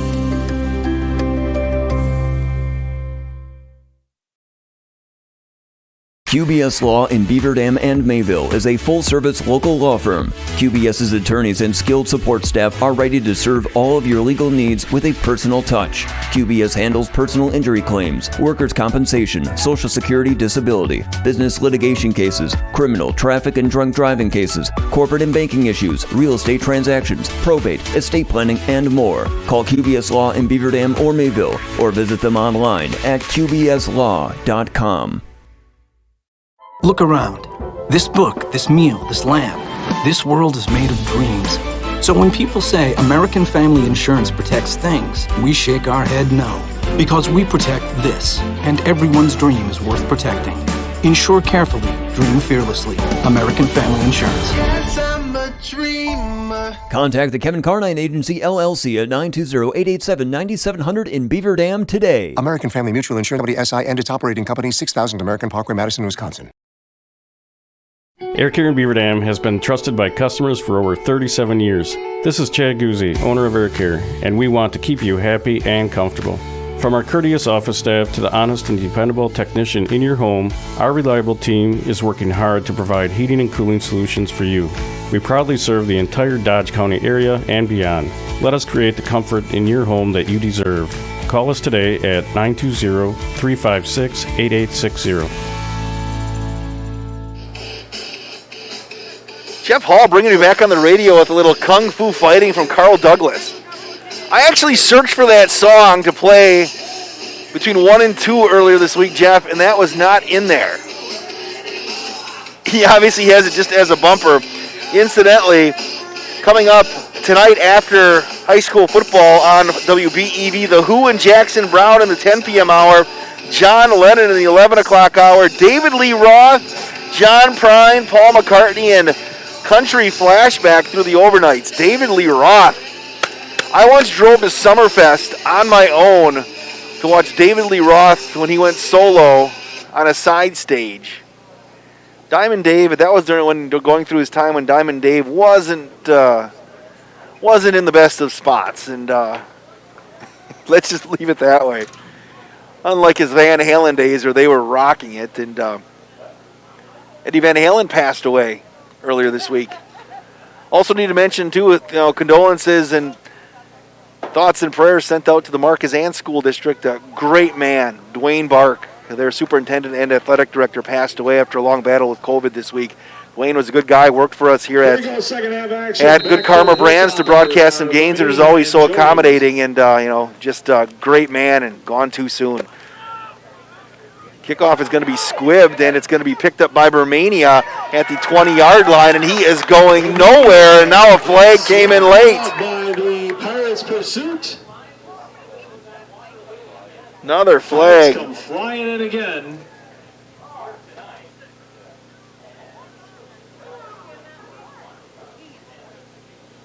Let's see what the flag is.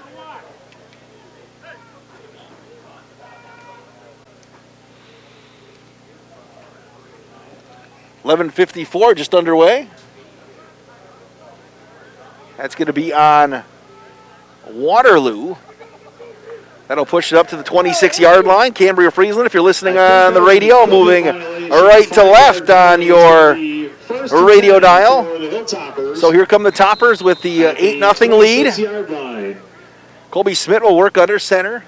Couple of backs in the backfield. They're going to hand off to Jones, trying to get it around the corner. And Owen Jones going to get to the 30-yard line.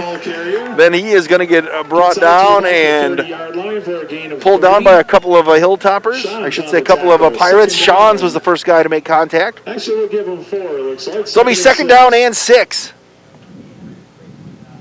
Again, just a beautiful night in October.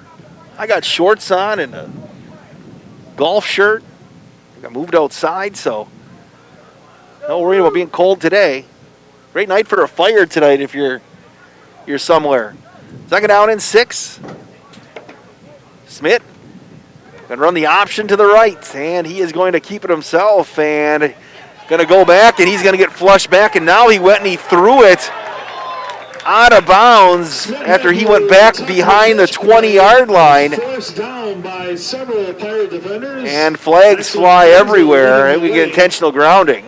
Dumps it off, and we got flags coming in. I'm going to guess that's intentional grounding. Smith turned it upfield, and he saw a host of Pirates there, and he went straight backwards, then got spun around and just tossed it out of bounds. And the flags, I think every official on the field maybe dropped his hanky.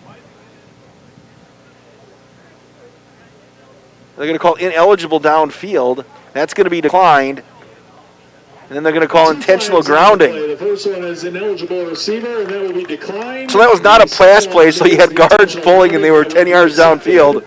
And that's going to be a when loss Smith of down on the play. threw the football, the flag came out. And the intentional grounding came from the other guys on the crew. Line. Costly penalty there for the Hilltoppers. It's going to be third down and 21. So it'll be third and 21. From the 15-yard line. Romania is going to go slot to the near side in the backfield. That Owen Jones and Mason Hughes. I'm going to motion Jones to the near side. Smith's going to throw. Back, he's being flushed as the screen set up on the right side. It's going to be complete as they go back the other way. Far side of the field. They're going to get it back up to the 19-yard line. Is that Drake Bermani who made the catch? It's the far side of the field. Was the receiver. We're at a low angle here. That's Drake Bermania made the catch. It'll be a gain of a couple. It's going to be fourth down and 17. So the Hilltoppers will have to punt. Caleb Hager going to stand at his own 45, but the punt going right into the face. Low snap. Here comes the pressure, and Smith's punt went sideways. Smith had the rush snap punt. He had the rush coming after it was a low snap, and that nearly went backwards. And again, Waterloo's going to have it inside the 20-yard line, starting a drive. It's a loss of 3 on the punt. So it was a negative 3-yard punt. Stop and take over inside the 15 at the 13-yard line. So Waterloo starts at the 13-yard line. Again, Colby had to do what he could to get that thing off, as he had to short hop it. And here comes Waterloo lining up wide to the left here. Caleb Hager down 8-0. 10-16 left in the third quarter. Owen Jones, Hilltopper touchdown run, all the scoring we've had. Aguero and Wolf in the backfield. A couple of wide receivers to the near side. They're going to hand off to Eugene Wolf trying to get the corner. Wolf has the corner. He's at the 5 to the 10. Into the end zone. Touchdown, Pirates. Eugene Wolf from 13 yards out. 13 yards to pay dirt for the Pirates. And let's see what Waterloo does for the extra point. They'll cut the lead 8-6 with 10:09 to Looks go. like the Pirates going to go for it. The only game I could find another score of in the area, Watertown, I should say, was up 19-0 on Sauk Prairie at the half. Up for the 2-point conversion. Aguero and Wolf will line up in the backfield, standing next to Hebner. They'll run 2 wide receivers to the near side, going for 2. One wide receiver the far side gets Hager. Play fake. Heber's going to keep it himself, trying to get the corner, and he is going to get stood up and pushed back. That was Alex Tenfel. Sniff that thing out. 8-6, Cambria-Friesland leads Waterloo. This is high school football on 1430 WBEV and DailyDodge.com. Good start to the half for the Pirates.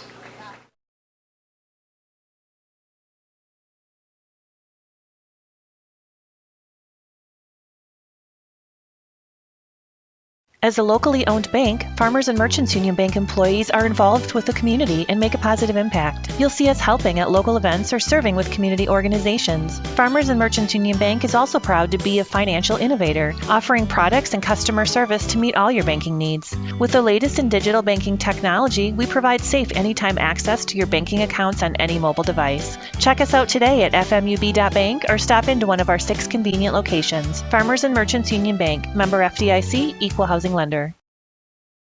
Your local Beaver Dam Piggly Wiggly has a large selection of fresh produce, meats, seafood, deli, and bakery items, and great savings. Beaver Dam Piggly Wiggly is proud to be serving Beaver Dam and the surrounding communities for over 50 years.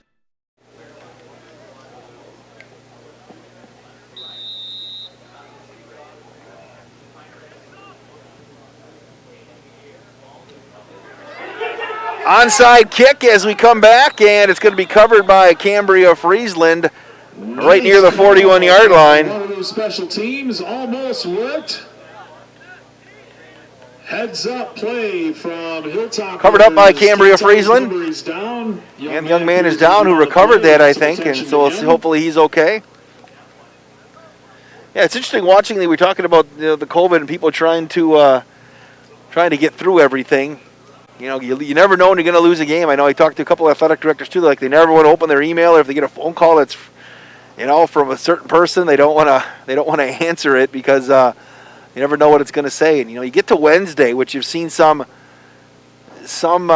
teams lose games on Wednesday. Wednesday, you possibly can find one. You get to Thursday, there still might be an opportunity. But if you get a phone call on Friday morning that somebody's sick or somebody got quarantined, and then all of a sudden you don't have a game that weekend, and you only have so many games. It's not like other sports. Volleyball, soccer, even you can play 2 or 3 games a week, even more than that. Football, you got one a week, and every week that goes by that you don't play, it's one less you're going to get. But most of the people that stayed in the fall, the philosophy is, if you get 3 games in, it's better than getting none. And you move to the spring seasons, and you're not quite sure what you're going to get. You don't know what the situation's going to be, so play them now, give the kids the experience, and try to keep everybody healthy.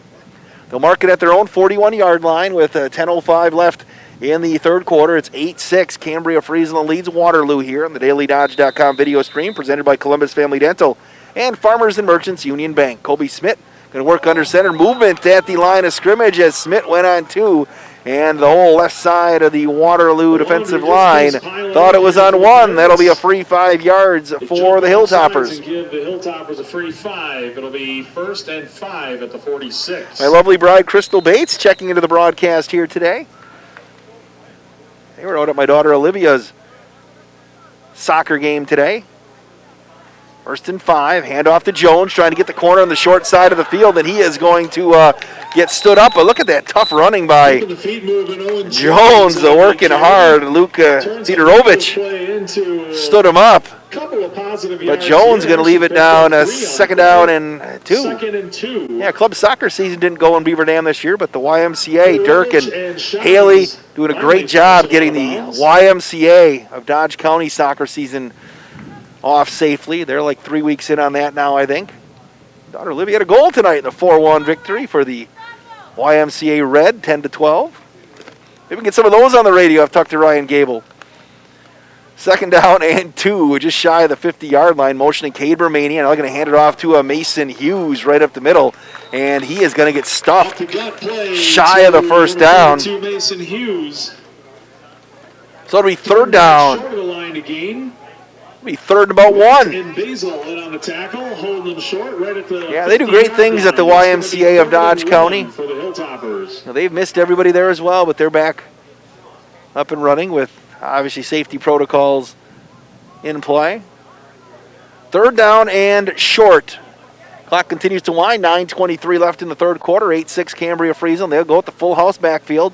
Smith will work under center. And they're going to hand off coming through. Is that Owen Jones? I think it is. And he is going to have enough for the first down. Hand off up the middle for the Hilltoppers. And that'll move the chains down to about the 46-yard line. Pirates. But the carry is good for a first down. It'll be 1st and 10 Hilltoppers. So they'll wind the clock. 46 of Waterloo. 8-6. Been a good one here today. A defensive struggle. Both defensive teams have made some big plays. Big story. This one, though, is flags on Waterloo have had a ton of big plays called back. Trying to overcome that. Hilltoppers move to the line of scrimmage, moving to our left. Split the backs. Kobe Smith under center. Play fake. Smith rolls to his right. Still looking. Looks to fire it. And he's going to throw complete to Owen Jones on the far side of the field. And he'll make the catch across the 40 down to about the 37-yard line. Owen Jones got free over on the sidelines and got out of bounds. Won't be enough for a first down, but it'll be second down and short. Gain of 8 on the play. It's going to be 2nd and 2. So second down and 2. And Topper's going to get huddled.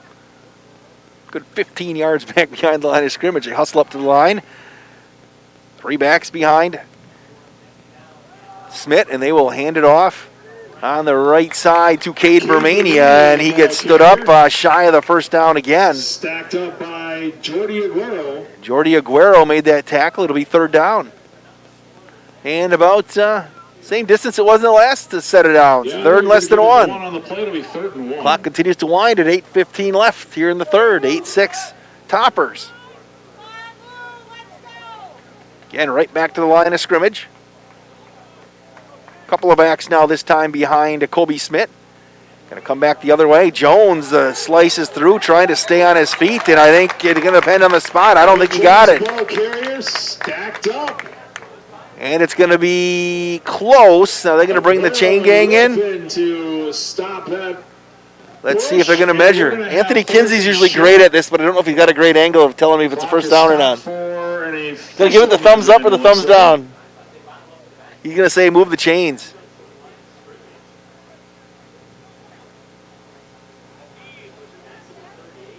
And chain gang will come on out. Incidentally, Waterloo was picked 6th in the new Eastern Suburban Conference this year with the realignment. Cambridge, Clinton is not playing football this fall. Marquezan, Marshall, Palmyra Eagle, Waterloo, Partyville, and Dodgeland short by about a chain length. The new Trailways Conference this year includes, let me tell you in a second, Lourdes Academy, Randolph, St. John's Northwestern Academies, Johnson Creek, Deerfield, Cambria, and Fall River Rio. 4th down and inches. Smith's going to walk up to the line of scrimmage. 4th and inches from the Waterloo 36, and they're going to hand off to Cade Bermania, and he may have gotten the first down, and then he got pushed back. That'll move the chains for the Toppers. The drive will stay alive for Cambria-Friesland. And they are going to give him the spot. It is at the 35-yard line. Chains will move. 1st and 10 Hilltoppers. So another set of downs for Cambria-Friesland. Just not quite enough to stop Romania.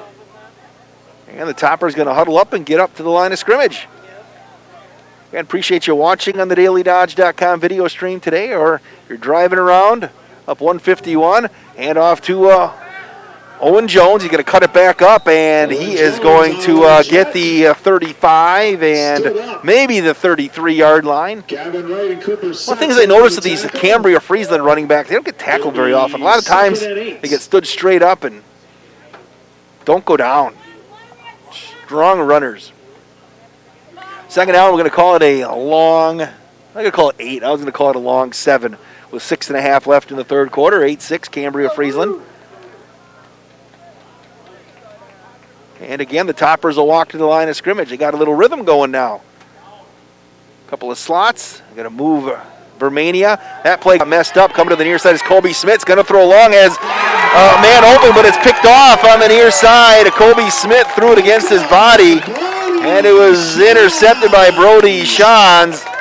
As Smith underthrew it, there's a flag on the play. But I believe that's going to be after the change of possession. We'll take a look here. Maybe not. They're looking for the other Bermania, Drake, and Smith coming to the near side, just underthrew it, and Shans picked it off. Flag came late. They called a personal foul on Waterloo after the interception, so Pirates will keep possession here with 6:09 left, trailing 8-6. Unnecessary roughness. So that'll push them back 15. And I'm not keeping the penalty total here today. Targeting was the official Talk to call. Waterloo's, they call it targeting. Third time is a charm. All right. Personal Talk to foul. Waterloo's own Tim Haldeman Backs him up tonight to the 13. on the way to Waterloo. So it'll be Pirates ball. Usually does color in normal years with Mike Tronson. He'd be sitting here. He's actually got an umping gig here today. Down at MSOE, umping some NACC fall baseball. Glad to see he's finding some work. So that's going to push him back to about the 13-yard line. Hebner's going to work out of the shotgun. And they're going to run the draw. And Aguero trying to get the corner. He turns the corner. Aguero still on his feet. Spins through one tackler up near the 30-yard line and spins out of bounds. I'm going to say he stepped out of bounds at the 29-yard line. Nice 15-yard run for Jordi Aguero. And that'll be a big play for Waterloo. Get him out of the shadow of their goalpost. With 6 minutes even left in this third quarter, it's 8-6. Cambria-Friesland. Going to wind the clock. Wide receivers split to each side. A couple of backs in the backfield as well for the Waterloo Pirates. Aguero again takes the handoff, cuts it back inside on the right side, and this time he has got nothing doing. A couple of yard gain. 10-fall, one of the first guys in there to make the tackle. Also in there was Carlos Salgado. It'll be second down. We'll call it 6. As Waterloo again. We'll head right to the line of scrimmage. Working out of the shotgun is Blake Hebner. Wearing number 21 as a quarterback. Don't see that very often. Low snap, screen on the left side, and he left it right in front of Jackson Christensen. That was a business decision for Jackson, not trying to go get that one. Left it in front of him with a defender barreling in. So it'll be third down and 6. For Waterloo, who use the wristbands as they call all the plays. They do not huddle. Hebner will have a running back standing to his left and his right. They're going to hand it off to Eugene Wolf. He turns it upfield. Wolf's got running room, cuts it across the 45, the 50. Wolf still on his feet, down inside the 50 to the 46-yard line. Eugene Wolf goes against the grain. 21-yard gain, and the Pirates have a first down. Trailing 8-6 with 5:10 left in the third quarter. Out to the 46-yard line of the Hilltoppers. It's a Waterloo first down. So Waterloo moves the chains. Again, they'll run Aguero and Wolf standing the left and to the right, respectively, of Hebner out of the shotgun. They're going to motion Christensen to the right. Low snap again, handoff to Wolf. Going to try to get to the outside. Eugene's going to pump it and looked like he was going to lose. A couple of yards, got back to the line of scrimmage, and another flag on the play. Flag comes in from the back judge. That's going to be a hold on the Pirates, and that's going to push them back 10. Holding penalties are drive killers in high school football. You play behind the chains, especially a 1st and 20. It's hard to make that up. All the way back to the 40. Go back to the 43-yard line, their own 43. So it'll be first down and Portland. All the way to Portland to get a first down. It's that far. Shotgun snap. Hebner rolling to his right, looking, going to fire a pass. It's going to be caught across the 50-yard line and brought down at the 43-yard line with Christensen. And that'll be a nice gain on first down and make it second down and about 7, and we have an injured player down on the field. Warm tonight now. Could be a cramp.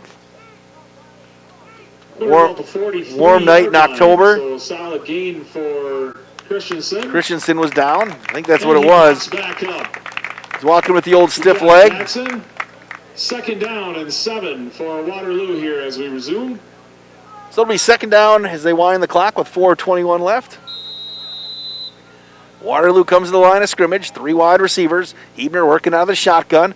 Hand off to Aguero. He's going to go right up the middle, breaks the tackle. He's going to cross the 40 down to the 39-yard line, and that'll be a 3rd and a couple. 40 to the 39. Brought down by Hughes, and it's going to be 3rd and a long 3. So 3rd and 3. And Waterloo. 2 wides to the far side, 1 more to the near side. A couple of running backs. Heber's going to work out of the shotgun. Trailing 8-6. Hand off to Aguero, going to try to get to the outside. He pushes it to the outside, turns it upfield. He has got the 1st down with the 2nd effort. Jordi Aguero initially didn't have it and busted it to the outside, the short side of the field, and was able to weave his way to where he needed to get to move the chains. 1st down, Waterloo. Stayed in bounds as we wind down here in the 3rd quarter.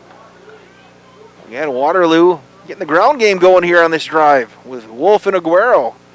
Hand off to Wolf. Eugene Wolf, a little hesitation, breaks the tackle. Eugene Wolf busts through to the 20-yard line. That'll be another 1st down for the Waterloo Pirates. Takes it down to the 20, a gain of 14. That's one of the things in the second half. Waterloo's got 40 players on their roster. Cambria-Friesland's got in the low 20s. Fatigue will be a factor in the final 15 minutes here. Hand off again to Eugene Wolf, cuts it back to the near side. Wolf breaks the tackle, gets inside the 15. Late flag came in again. And here comes the yellow again. That may go on Cambria. I think somebody may have fallen on him from behind. But who am I to judge? We'll wait and see. I think that's what it is. As Wolf was going down, I think somebody piled on after he went down. That's what they're going to get. Late hit on the Toppers. On the late hit here. That's going to go against the Hilltoppers. It'll move the ball half the distance. So that'll move it half the distance. It's going to get spotted at the 8-yard line. John Satterley checks into the broadcast here today. Beaver Dam Basketball dials us in on Twitter. Tim Ladrin, appreciate that. Usually he's doing color with me on a Friday night. 1st down and goal from the 8-yard line. Waterloo knocking on the door. Low snap, handoff to Aguero. He's going to cut it back inside. Aguero to the goal line, to the end zone. Touchdown, Pirates. Jordi Aguero gives Waterloo their first lead on an 8-yard plunge. Gives Jordy daylight into the end zone for an 8-yard touchdown run. Puts Waterloo up 12-8 with 2:54 to go and here in the 3rd. Coaching staff says stay out there, sitting at 12-8. Going to try to get this to a 6-point game with 2:54 left. Hebner's going to work with Wolf standing to his left. Low snap again. Hebner's going to throw the fade into the corner of the end zone, and it's incomplete, looking for Christensen. 2:54 left in the 3rd quarter. It is Waterloo 12, Cambria-Friesland 8. This is high school football on DailyDodge.com and also 1430 WBEV. 2:54 to go in the... My dentist cares about me. Hi, this is Dr. Adam Forster. At Columbus Family Dental, we care about you and your entire family. We're here to provide comprehensive, convenient care for you and your loved ones in a comfortable, laid-back environment. Whether you need braces for the kids or cosmetic work for yourself, we're here waiting for you. Call us today at 623-5559 to set up your no-pressure, free consultation to see if we're the right fit for you. As a locally owned bank, Farmers and Merchants Union Bank employees are involved with the community and make a positive impact. You'll see us helping at local events or serving with community organizations. Farmers and Merchants Union Bank is also proud to be a financial innovator, offering products and customer service to meet all your banking needs. With the latest in digital banking technology, we provide safe anytime access to your banking accounts on any mobile device. Check us out today at fmub.bank or stop into one of our 6 convenient locations. Farmers and Merchants Union Bank, member FDIC, equal housing lender. 2:54 left. Third quarter, and Waterloo finds themselves up top at an odd 12-8 score in high school football. Jordi Aguero, as the Pirates got the run game going. Yeah, I think Cambria-Friesland is starting to tire a little bit. And we're set to kick off. Another squib kick, and it's going to be covered up at the 49-yard line. Another onside kick for Waterloo. They don't want to have anything to do with Cade Romania back there. Tate DeJager recovered the onside kick, and Cambria-Friesland is going to have a short field starting at their own 49-yard line. You had Cade Romania, you put the ball in his hands in any capacity, he could house it. Everybody here at Waterloo doing a great job social distancing here. Everybody's wearing their masks like they're asked, and good atmosphere. Again, giving kids the experience of interscholastic athletics. Couple of backs for Cambria-Friesland. Smith going to roll to his right. Colby going to fire. He's got a man open. It's going to be caught on the far side of the field. Off to the races, to the 20, to the 10, to the 5, and falling down on the far side of the field. Drake Bermania fell down. He cramped up as he was inside the 20-yard line and fell down at about the 5. Looks like it'll be inside the 5-yard line. Drake Bermani was off to the races there, and I think he cramped up and just, like a sniper out there, went down. Pirate player now down. Again, getting cramps with this warmer weather this late in the year. So instead of a touchdown, all right, big play. Drake Bermania, a gain of about 46 on the play. Gives the Hilltoppers first and goal. They're going to mark it at the 5-yard line. I've never seen that before. Hopefully Drake's okay. Split the backs behind Smith. Smith going to hand off left side, getting near the end zone, and it's going to be short of the end zone as they had Owen Jones again. Couldn't quite punch it in. It'll be a second down and goal. They'll give them the 3-yard line. That's these teams are both starting to cramp up here now. Players on each side. It'll be second and goal. So it'll be second down and goal. Clock continues to wind. 2:15 left here in the third quarter. It's 12-8. Waterloo.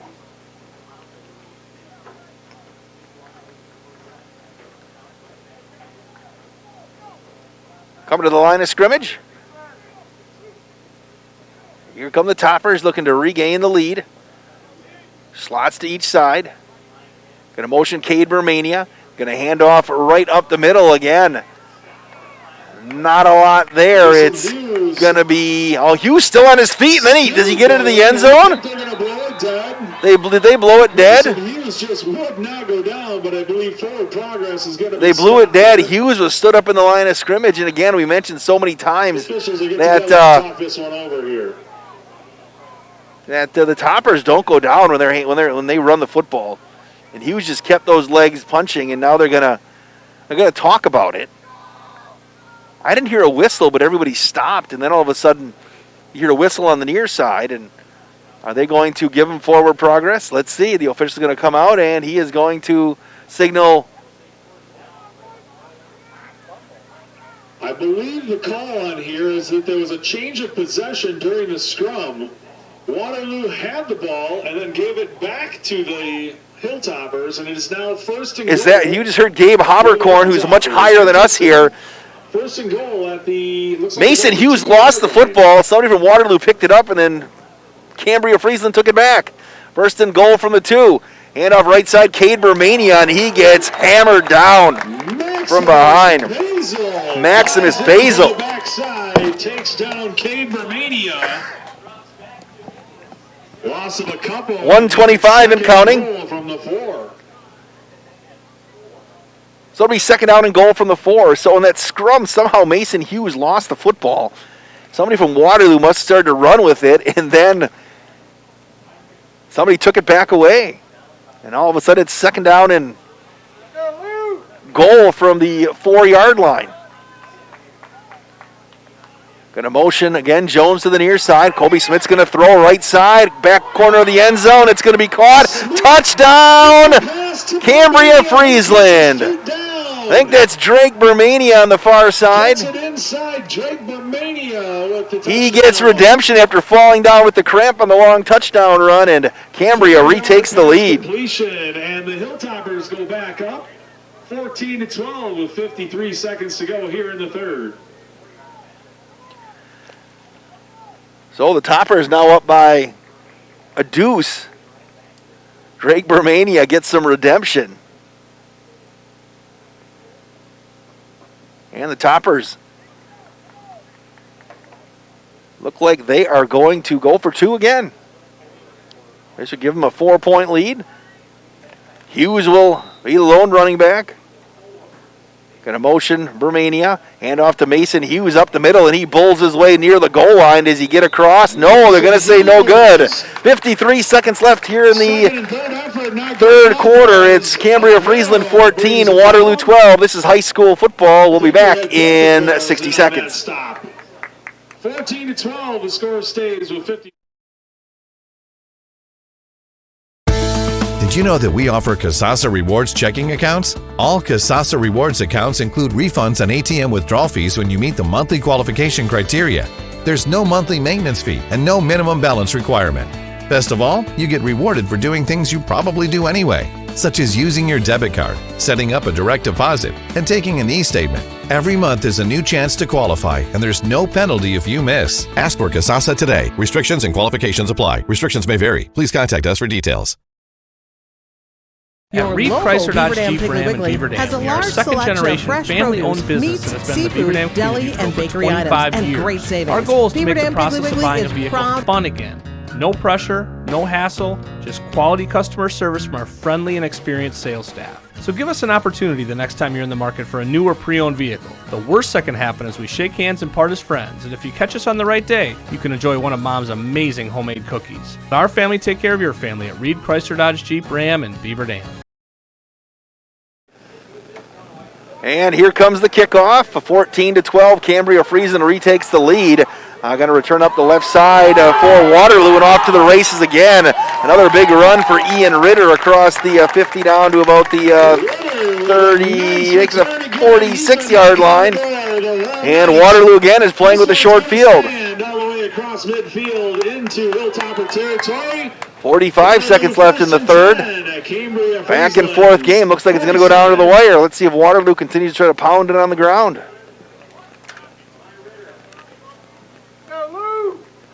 As the Pirates will huddle up and head right to the football.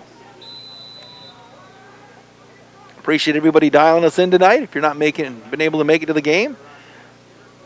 3 wide receivers, 2 to the near side, 1 to the far. Hebner going to work with Wolf and Guerrero.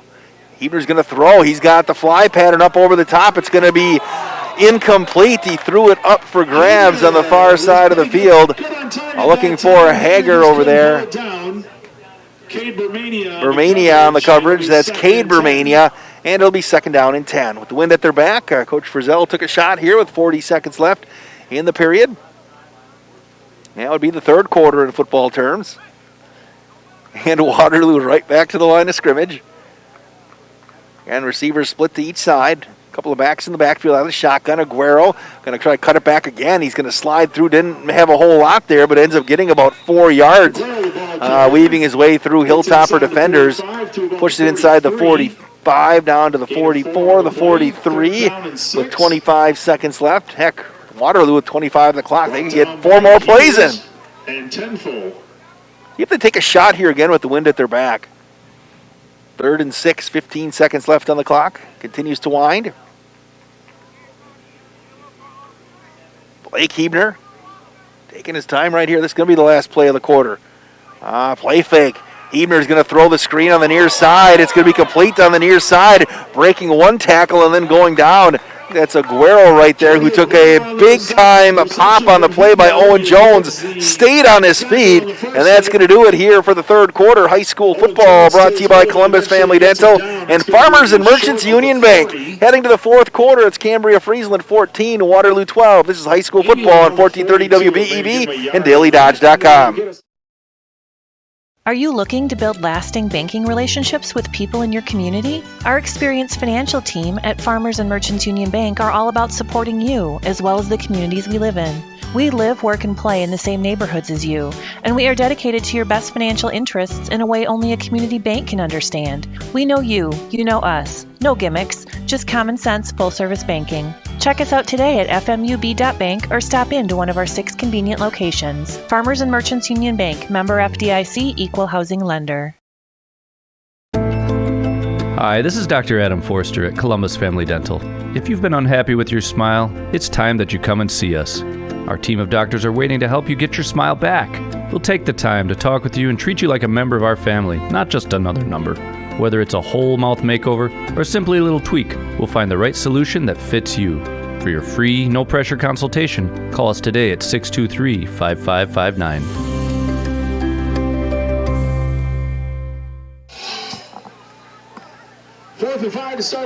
Fourth down and 5 as we start the fourth quarter. Waterloo is going to punt, and Wolf going to get off the punt. It's going to roll dead just shy of the 20-yard line, and that's where Cambria-Friesland will take over. 14-12 with 11:53 left here in the fourth quarter. And one possession game. It's been that way the entire contest here. Owen Jones punched one in late at the end of the first quarter to make it 8-0, and that's where he stood until Eugene Wolf, a 13-yard run, made it 8-6. Aguero gave Waterloo their only lead of the game, and it was short-lived because a big play to Drake Bermania went down inside the 10, and then finished it off by catching a touchdown pass of his own. Again, appreciate Jeff Hall for being in the office tonight, spinning the dials and pushing the buttons. Smith going to hand off to Cade Bermania, going to cut it to the outside. Cade going to break one tackle, and then he gets sliced back in and brought down by Caleb Hager. Nice job by Caleb Hager right there, not giving in to any of the jukes or the jives, but he still gained about 4. Whenever Cade Bermania gets football, you have to watch his number. You know, kind of like if you're playing a great point guard in basketball, you have to watch the belly button, they used to say. Don't go for all the jukes and the jives. It'll be second down and 6. Wind at the back of the Toppers here for the fourth quarter. Going to work it off the near hash. And Hughes is the lone running back. Going to hand it off to Hughes up the middle, and he's going to get a couple. It's going to be third down. Hughes gets the fullback dive. Big third down as Cambria, playing that field position game. Waterloo, if you look at average starting position today, Waterloo is going to have that advantage huge. They've had a couple of drives start inside the 20-yard line. I think 3 tonight. A couple of them early. Penalties pushed them back. It's his sister, so don't worry. Here we go, another long huddle. Cambria-Friesland's huddles look so long because Waterloo doesn't huddle. Okay, they'll put Hughes in the backfield along with Owen Jones. Smith will work under center. Now we're going to get a delay of game penalty, I think. As Cambria-Friesland took a long time on that one. It's going to go from 3rd and 4. It'll make it 3rd and 8 from I'm going to go to 3rd and 8. There was officially 3rd and 3 before, and that makes it a little bit tougher for Coach Bilesma's squad. Rich Smith just checked into the broadcast here today via Twitter. Appreciate that, Rich. He's following along. Phil Tallman as well. Fine Director of Athletics at Wayland Academy. As I don't know if he's got it on the radio or the DailyDodge.com video stream tonight.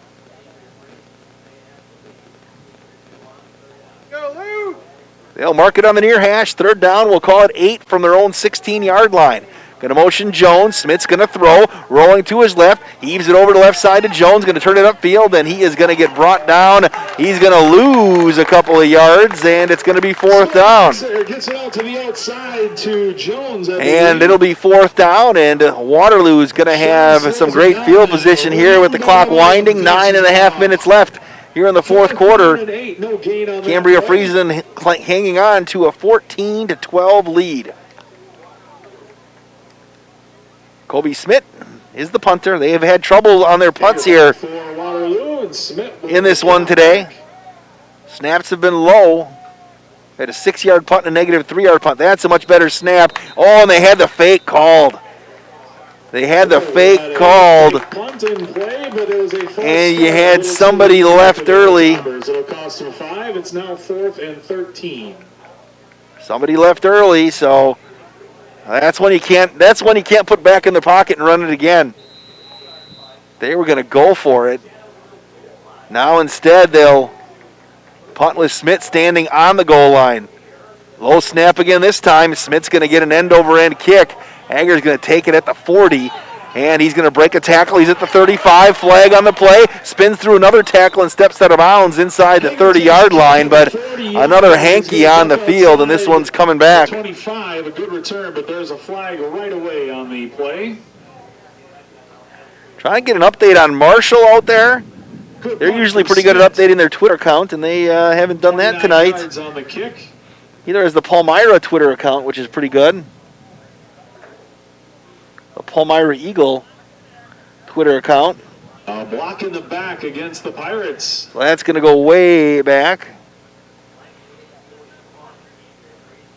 And tomorrow night, Randolph is home against St. John's Northwestern Academies. Back inside Pirate territory, they'll spot out the 40. So again, Waterloo. And 10 Waterloo down. Misfortune of the flag. 3 to go in the contest. They trail 14-12, 8:43 left. And Anthony Kinsey doing a great job on camera today. Driving back to Illinois tonight, Anthony, or you're going to go back tomorrow morning? The house to himself tonight. Don't have a party. First and 10. Hebner's going to work out of the shotgun. Low snap. Hand off to Wolf. Wolf breaks a tackle, busts it to the outside, runs into the official, still on his feet. Down inside the 40 to the 39-yard line. Tackle is made by Kobe Smith. That'll move the chains. It's a Waterloo first down on a gain of 13. They'll wind the clock or right back to the line of scrimmage. Eugene Wolf will stand to the left of Hebner. And it was a pacemaker game 2 weeks ago for Waterloo. Play fake up over the middle. That's tipped at the line of scrimmage. I think Mason Hughes got a piece of that again. He's got a couple of those. He was only listed at 5'10", but he's knocked down a bunch of passes today. And it'll be 2nd down and 10.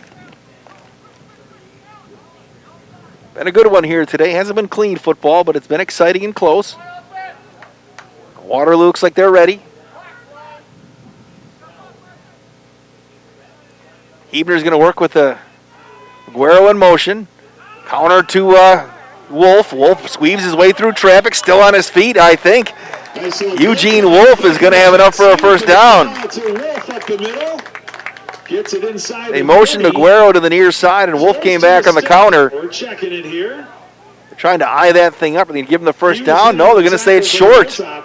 Be 3rd and inches. 8 minutes left. 3rd and inches. 3rd and inches. Eugene Wolf will stand to the left of Hebner again as Waterloo's moving to our left. They mark it at the 28-yard line of Cambria-Friesland. Hebner, no snap. Hand off again to Wolf. Busted to the outside on the near side. He's got enough for the first down inside the 30-yard line, right near the 25, and that'll be a new set of downs for Waterloo, trailing 14-12 with 7:40 left. As the Pirates driving.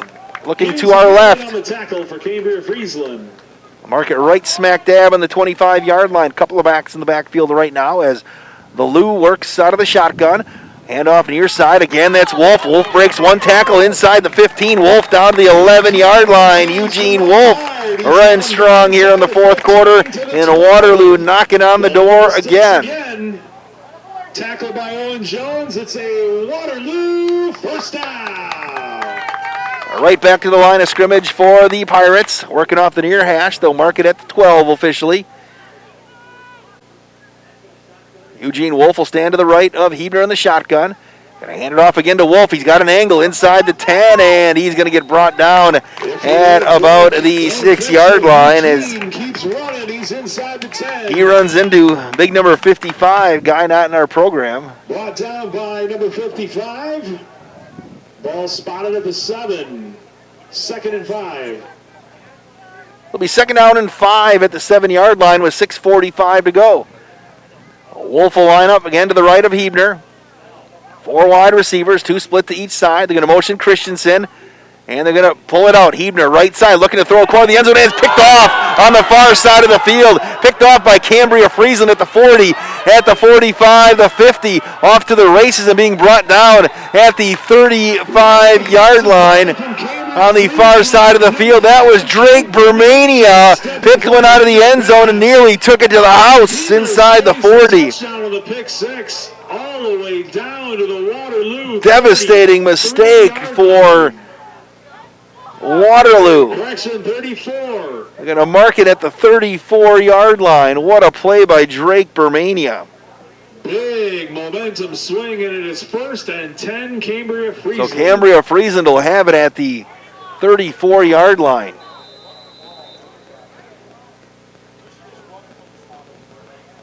So Smith will get under center.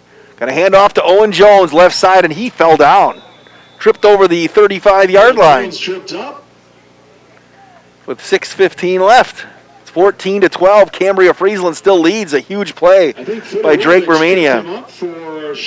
Bermania had a touchdown and then picked it off in the end zone and nearly housed it. Clock continues to wind. And Waterloo had many opportunities here today, inside the 20 and inside the 10. Drake Bermania still struggling with that cramp on the near side as he hobbles to the line of scrimmage on the right side. Cade Bermania coming to the near side. They're going to hand it back to Jones. On the counter, Owen Jones breaks the tackle, still on his feet. Legs are churning down inside the 20-yard line to the 19. That'll move the chains for Owen Jones and the Cambria-Friesland Hilltoppers. With 5:36 left. It'll move the chains, 1st and 10, Hilltoppers. And the clock will wind. What a quick change of momentum in this one. Eugene Wolf had it rolling on the ground. Then the turnover. Topper's going to walk to the line of scrimmage. Mason Hughes, the lone setback. They're going to motion Cade Bermania, and they're going to hand it off to Hughes, and he's going to break a tackle and stay on his feet. We get near the 15. I think that's, and we're going to get a whistle. That was almost what, remember Max McGee when back in the day with Lindy Infante, they had the enema draw? I think that's what that was. Looks like they're going to spot it. Max McGee called it the enema draw, where Smith kind of tucked it in from behind to Hughes, and he went off and got about 4 yards. 4:35 and counting. 2nd down and 6 from the Waterloo 11-yard line. Hughes the lone running back, and again, going to burn some clock, will the Toppers. Hand off to Hughes, left side. He's going to carry a tackler for a couple of yards, staying on his feet. It's going to be 3rd down and short. Gets her down inside the 15 to about the 13. 14-12. Cambria-Friesland has the hammer and the lead with 4 minutes left in this one. Up by 2 points. Again, the Toppers trying to salt this one away. Drake Bermania lines up wide to the right. Mason Hughes in the backfield along with Owen Jones. Slot to the left is Cade Bermania. 3rd down and about 3. Hand off to Jones. Going to cut through one gap, and he's going to be near the 1st down. I think he's got the 1st down. And that'll move the chains, making it 1st and goal for the Toppers with 3:33 left. That's a big 1st down. Both teams have their full allotment of 3 timeouts. To go from the Looks like about the 9. Tough to tell from here. Going to wind the clock with 3.5 left.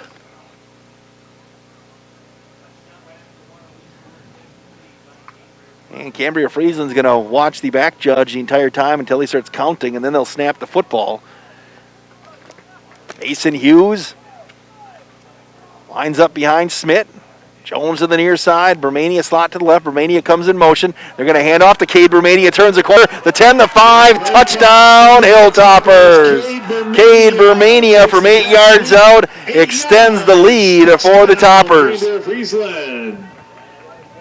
That's a big score, putting them up 20-12. PAT to come. So it's an 8-point lead. Extra point here would be huge. It'd become a 2-possession game.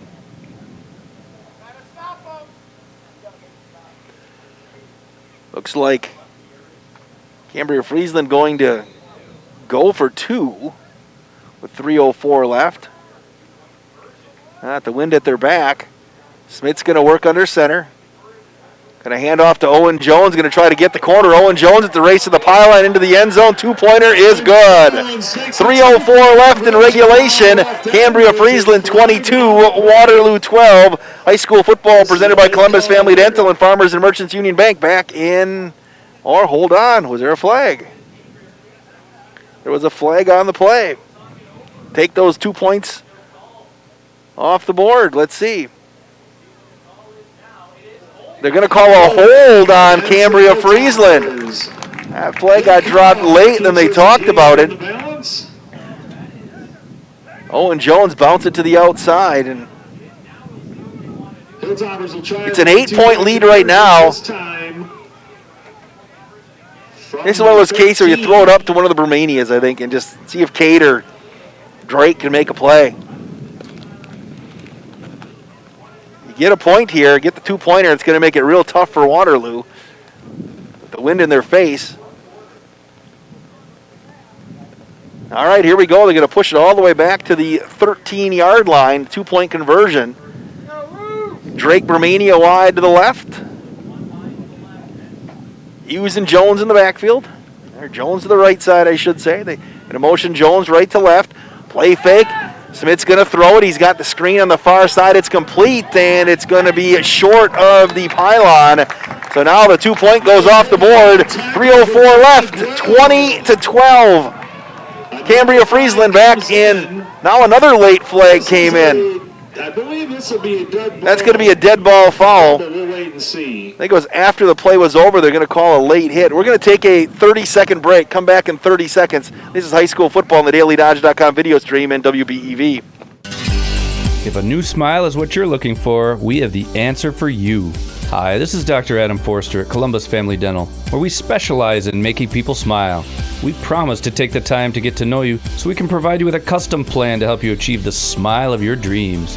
Our experienced team looks forward to hearing from you soon. Call us today at 623-5559. Come to Columbus Family Dental. The people here are nice, and I trust them.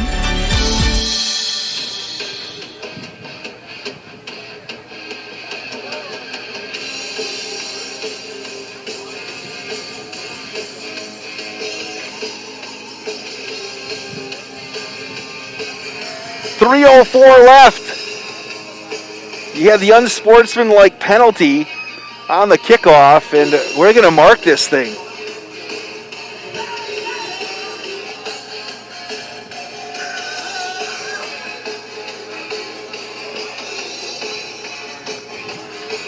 So Cambria-Friesland is going to be kicking off from the Waterloo 45-yard line with 3:04 left, clinging to an 8-point lead. Topper just found ways to make plays here tonight, but there's still some football left. Set up 45-yard line. So the Topper's going to kick off. They're going to squib it right down to the far side. And it got touched, and it's loose on the turf. It's still loose, and Waterloo is going to have to cover it up at the 11-yard line. Friesland forces Waterloo just to jump on it. That thing was like a pig that got loose at the fair. Nobody knew it. Nobody could pick it up, and finally just got fallen on with 3:01 left. From the 13-yard Waterloo's line, Waterloo needs to go 87. Going to have to move to our left into the wind to tie this thing up. 3:01 left, 20-12. They'll mark it off the far hash. Again, they'll go 3 wide receivers to the near side. It's like Hager, Christensen, and Peterson. Another wide receiver to the far side. Ebner's going to work with Eugene Wolf as his lone running back. Ebner takes a snap, rolls to the near side, going to try to complete one up over the top, but he overshoots his wide receiver. Aguero, that got tipped around, and Cade Bermania nearly came down with it. It'll be 2nd down and 10 for Waterloo with 2:57 left.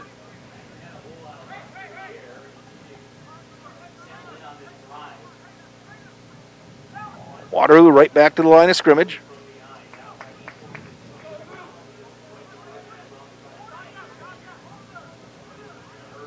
Looking over the defense is Blake Hebner. Hebner takes the snap, good snap, looking to the near side. He's going to chuck it up over the middle, and it's incomplete. Again, looking for Aguero on the crossing pattern. Threw it a little bit in front of him, and it's 3rd down and 10. Again, it'll be 3rd and 10. 3 timeouts for each team. It'll be interesting to see. They kick it away. They don't convert here, being that they're at the 13-yard line, and hope the defense can get you the football back. You're punting into the wind. Trips to the near side as well. Here's Blake Hebner. Now look over the defense. 1 wide receiver to the far side. Hebner is going to throw. Screen on the near side. Hager. He's going to make the catch. Got to cut it back to the outside. Got to turn in by Hughes. Broke a tackle. Oh, and he's going to get up across the 20 to the 25-yard line. Caleb Hager, all on his own, spun through 2 tackles and kept the drive alive for the Pirates with 2:45 left. 20-12. Cambria-Friesland leads. Waterloo's got to get to the line of scrimmage right here with the clock winding. Receivers split to each side. Low snap, pump fake, right side. Hebner kind of mishandled what he's supposed to do. Breaks the tackle. He's across the 40. Hebner's got some room to run. He's at the 50, and he's pulled down at the midfield stripe. Busted play right there, and it turns into a big gainer for the Pirates. I think Hebner looked like he was looking to throw, and something happened. He just tucked it and ran. And we're going to get a whistle. Timeout called by Cambria-Friesland with 2:17 left. We'll be back in 30 seconds. This is high school football on DailyDodge.com video stream, 1430 WBEV. As a locally owned bank, Farmers and Merchants Union Bank employees are involved with the community and make a positive impact. You'll see us helping at local events or serving with community organizations. Farmers and Merchants Union Bank is also proud to be a financial innovator, offering products and customer service to meet all your banking needs. With the latest in digital banking technology, we provide safe anytime access to your banking accounts on any mobile device. Check us out today at fmub.bank or stop into one of our 6 convenient locations. Farmers and Merchants Union Bank, member FDIC, equal housing lender. 2:17 left in Waterloo. A good one here. The hometown Pirates trying to rally.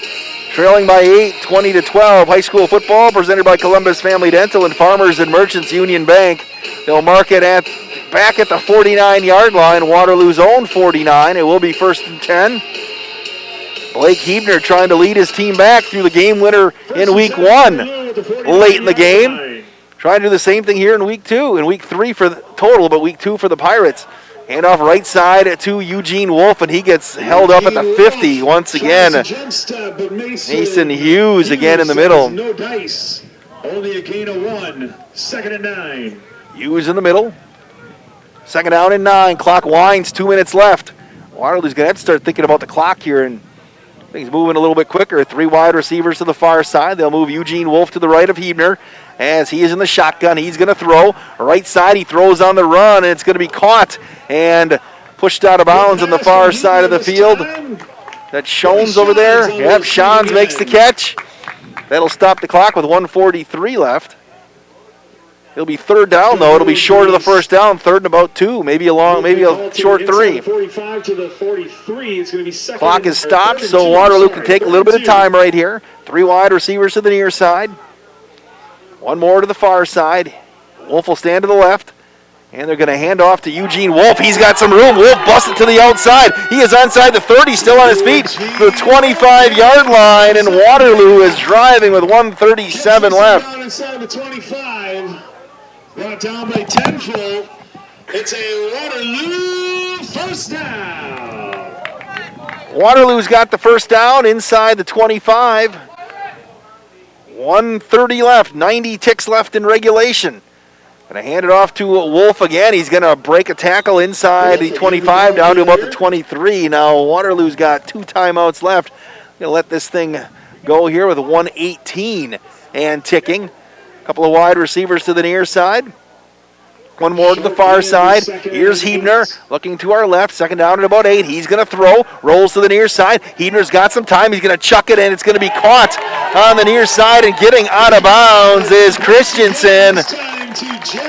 And Christensen gets out of bounds at about the 16-yard line. I'm going to have to bring the chains across for this one with 1:01 left. This has got a pacemaker finish. It's going to be third down at about 1. Third and less than a yard. It'll be 3rd and inches on the near side. It says Eugene Wolf written all over it. That's you want to play fake and think you can get it on 4th down. Here's Hebner. Quick pass on the near side, and it's incomplete as they tried to sneak one through. Hebner's pass incomplete, intended for Hager. That was Hager. Thinking on 4th and inches, the way Eugene Wolf is running right now, they can convert this with 58 seconds left. Eugene Wolf's going to stand to the left of Blake Hebner. 4th down and inches, 20-12. Cambria-Friesland leads Waterloo. Driving. Wolf stands to the right of Hebner, and they're going to hand it off to Wolf, and he is going to get stopped and rocked in the backfield. Mason Hughes going to pull down Eugene Wolf. And Cambria-Friesland going to take over. Mason Hughes, what a play from his middle linebacker position today. They broke that thing to the outside on 4th and inches, and Hughes filled the gap with 55 seconds left.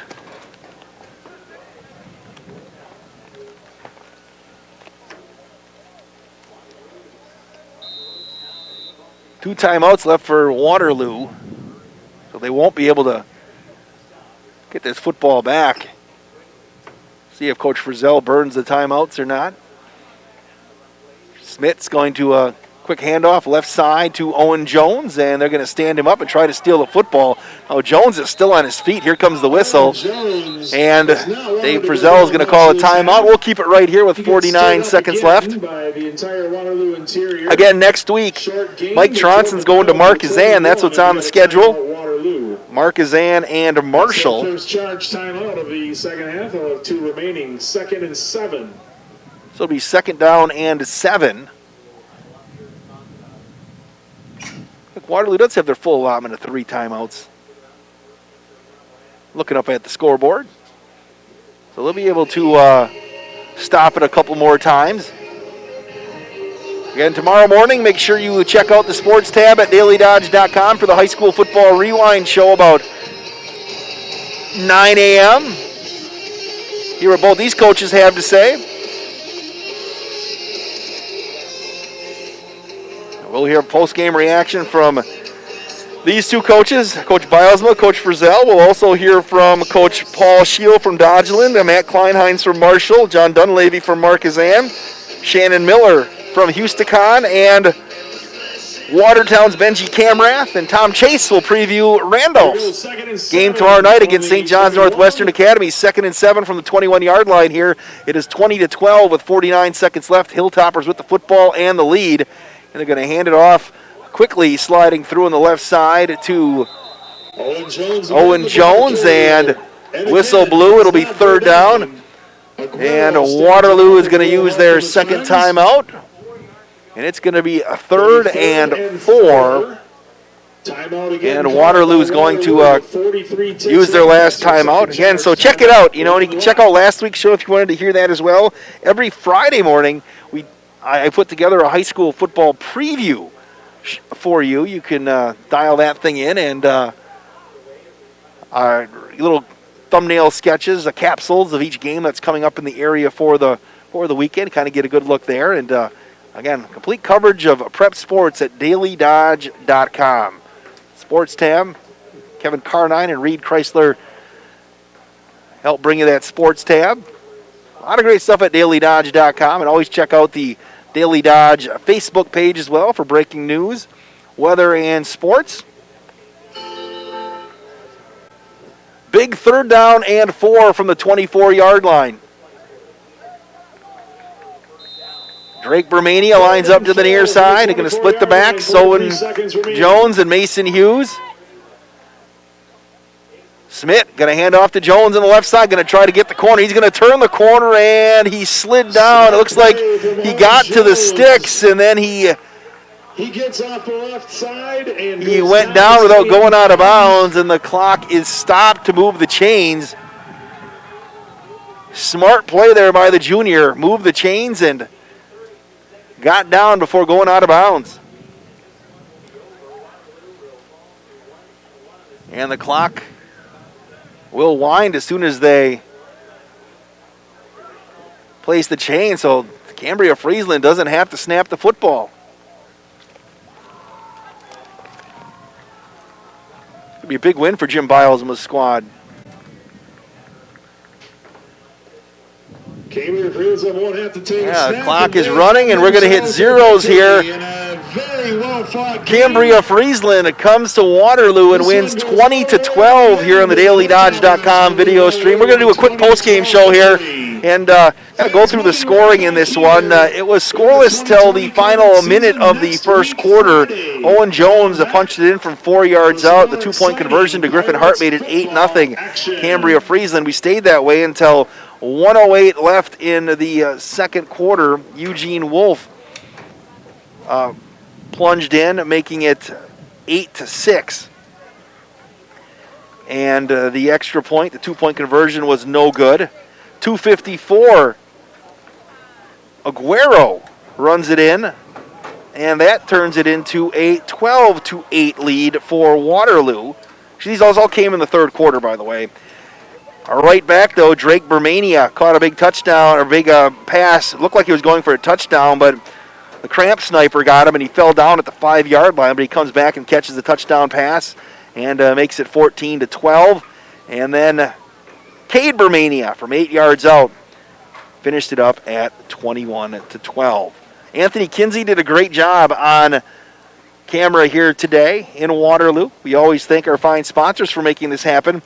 Columbus Family Dental and Farmers and Merchants Union Bank. My name is Wade Bates. Jeff Hall is going to be in next with the Who and Jackson Brown in the 10 o'clock hour. John Lennon, 11 o'clock hour. David Lee Roth, John Prine, Paul McCartney, Country Flashback, all coming up. Again, your final score here today from Waterloo. It is your Columbus Family Dental and Farmers and Merchants Union Bank scoreboard showing Cambria-Friesland 20, Waterloo 12. So long, everybody. More and more these days, it feels like sports are losing out to hype. Who dissed who? Who signed the fattest contract? Who got busted for cheating? Lost 2 is the unique capacity sports have to inspire us, to unite us. Well, great news, sports fans. Sports are still being played for the right reasons.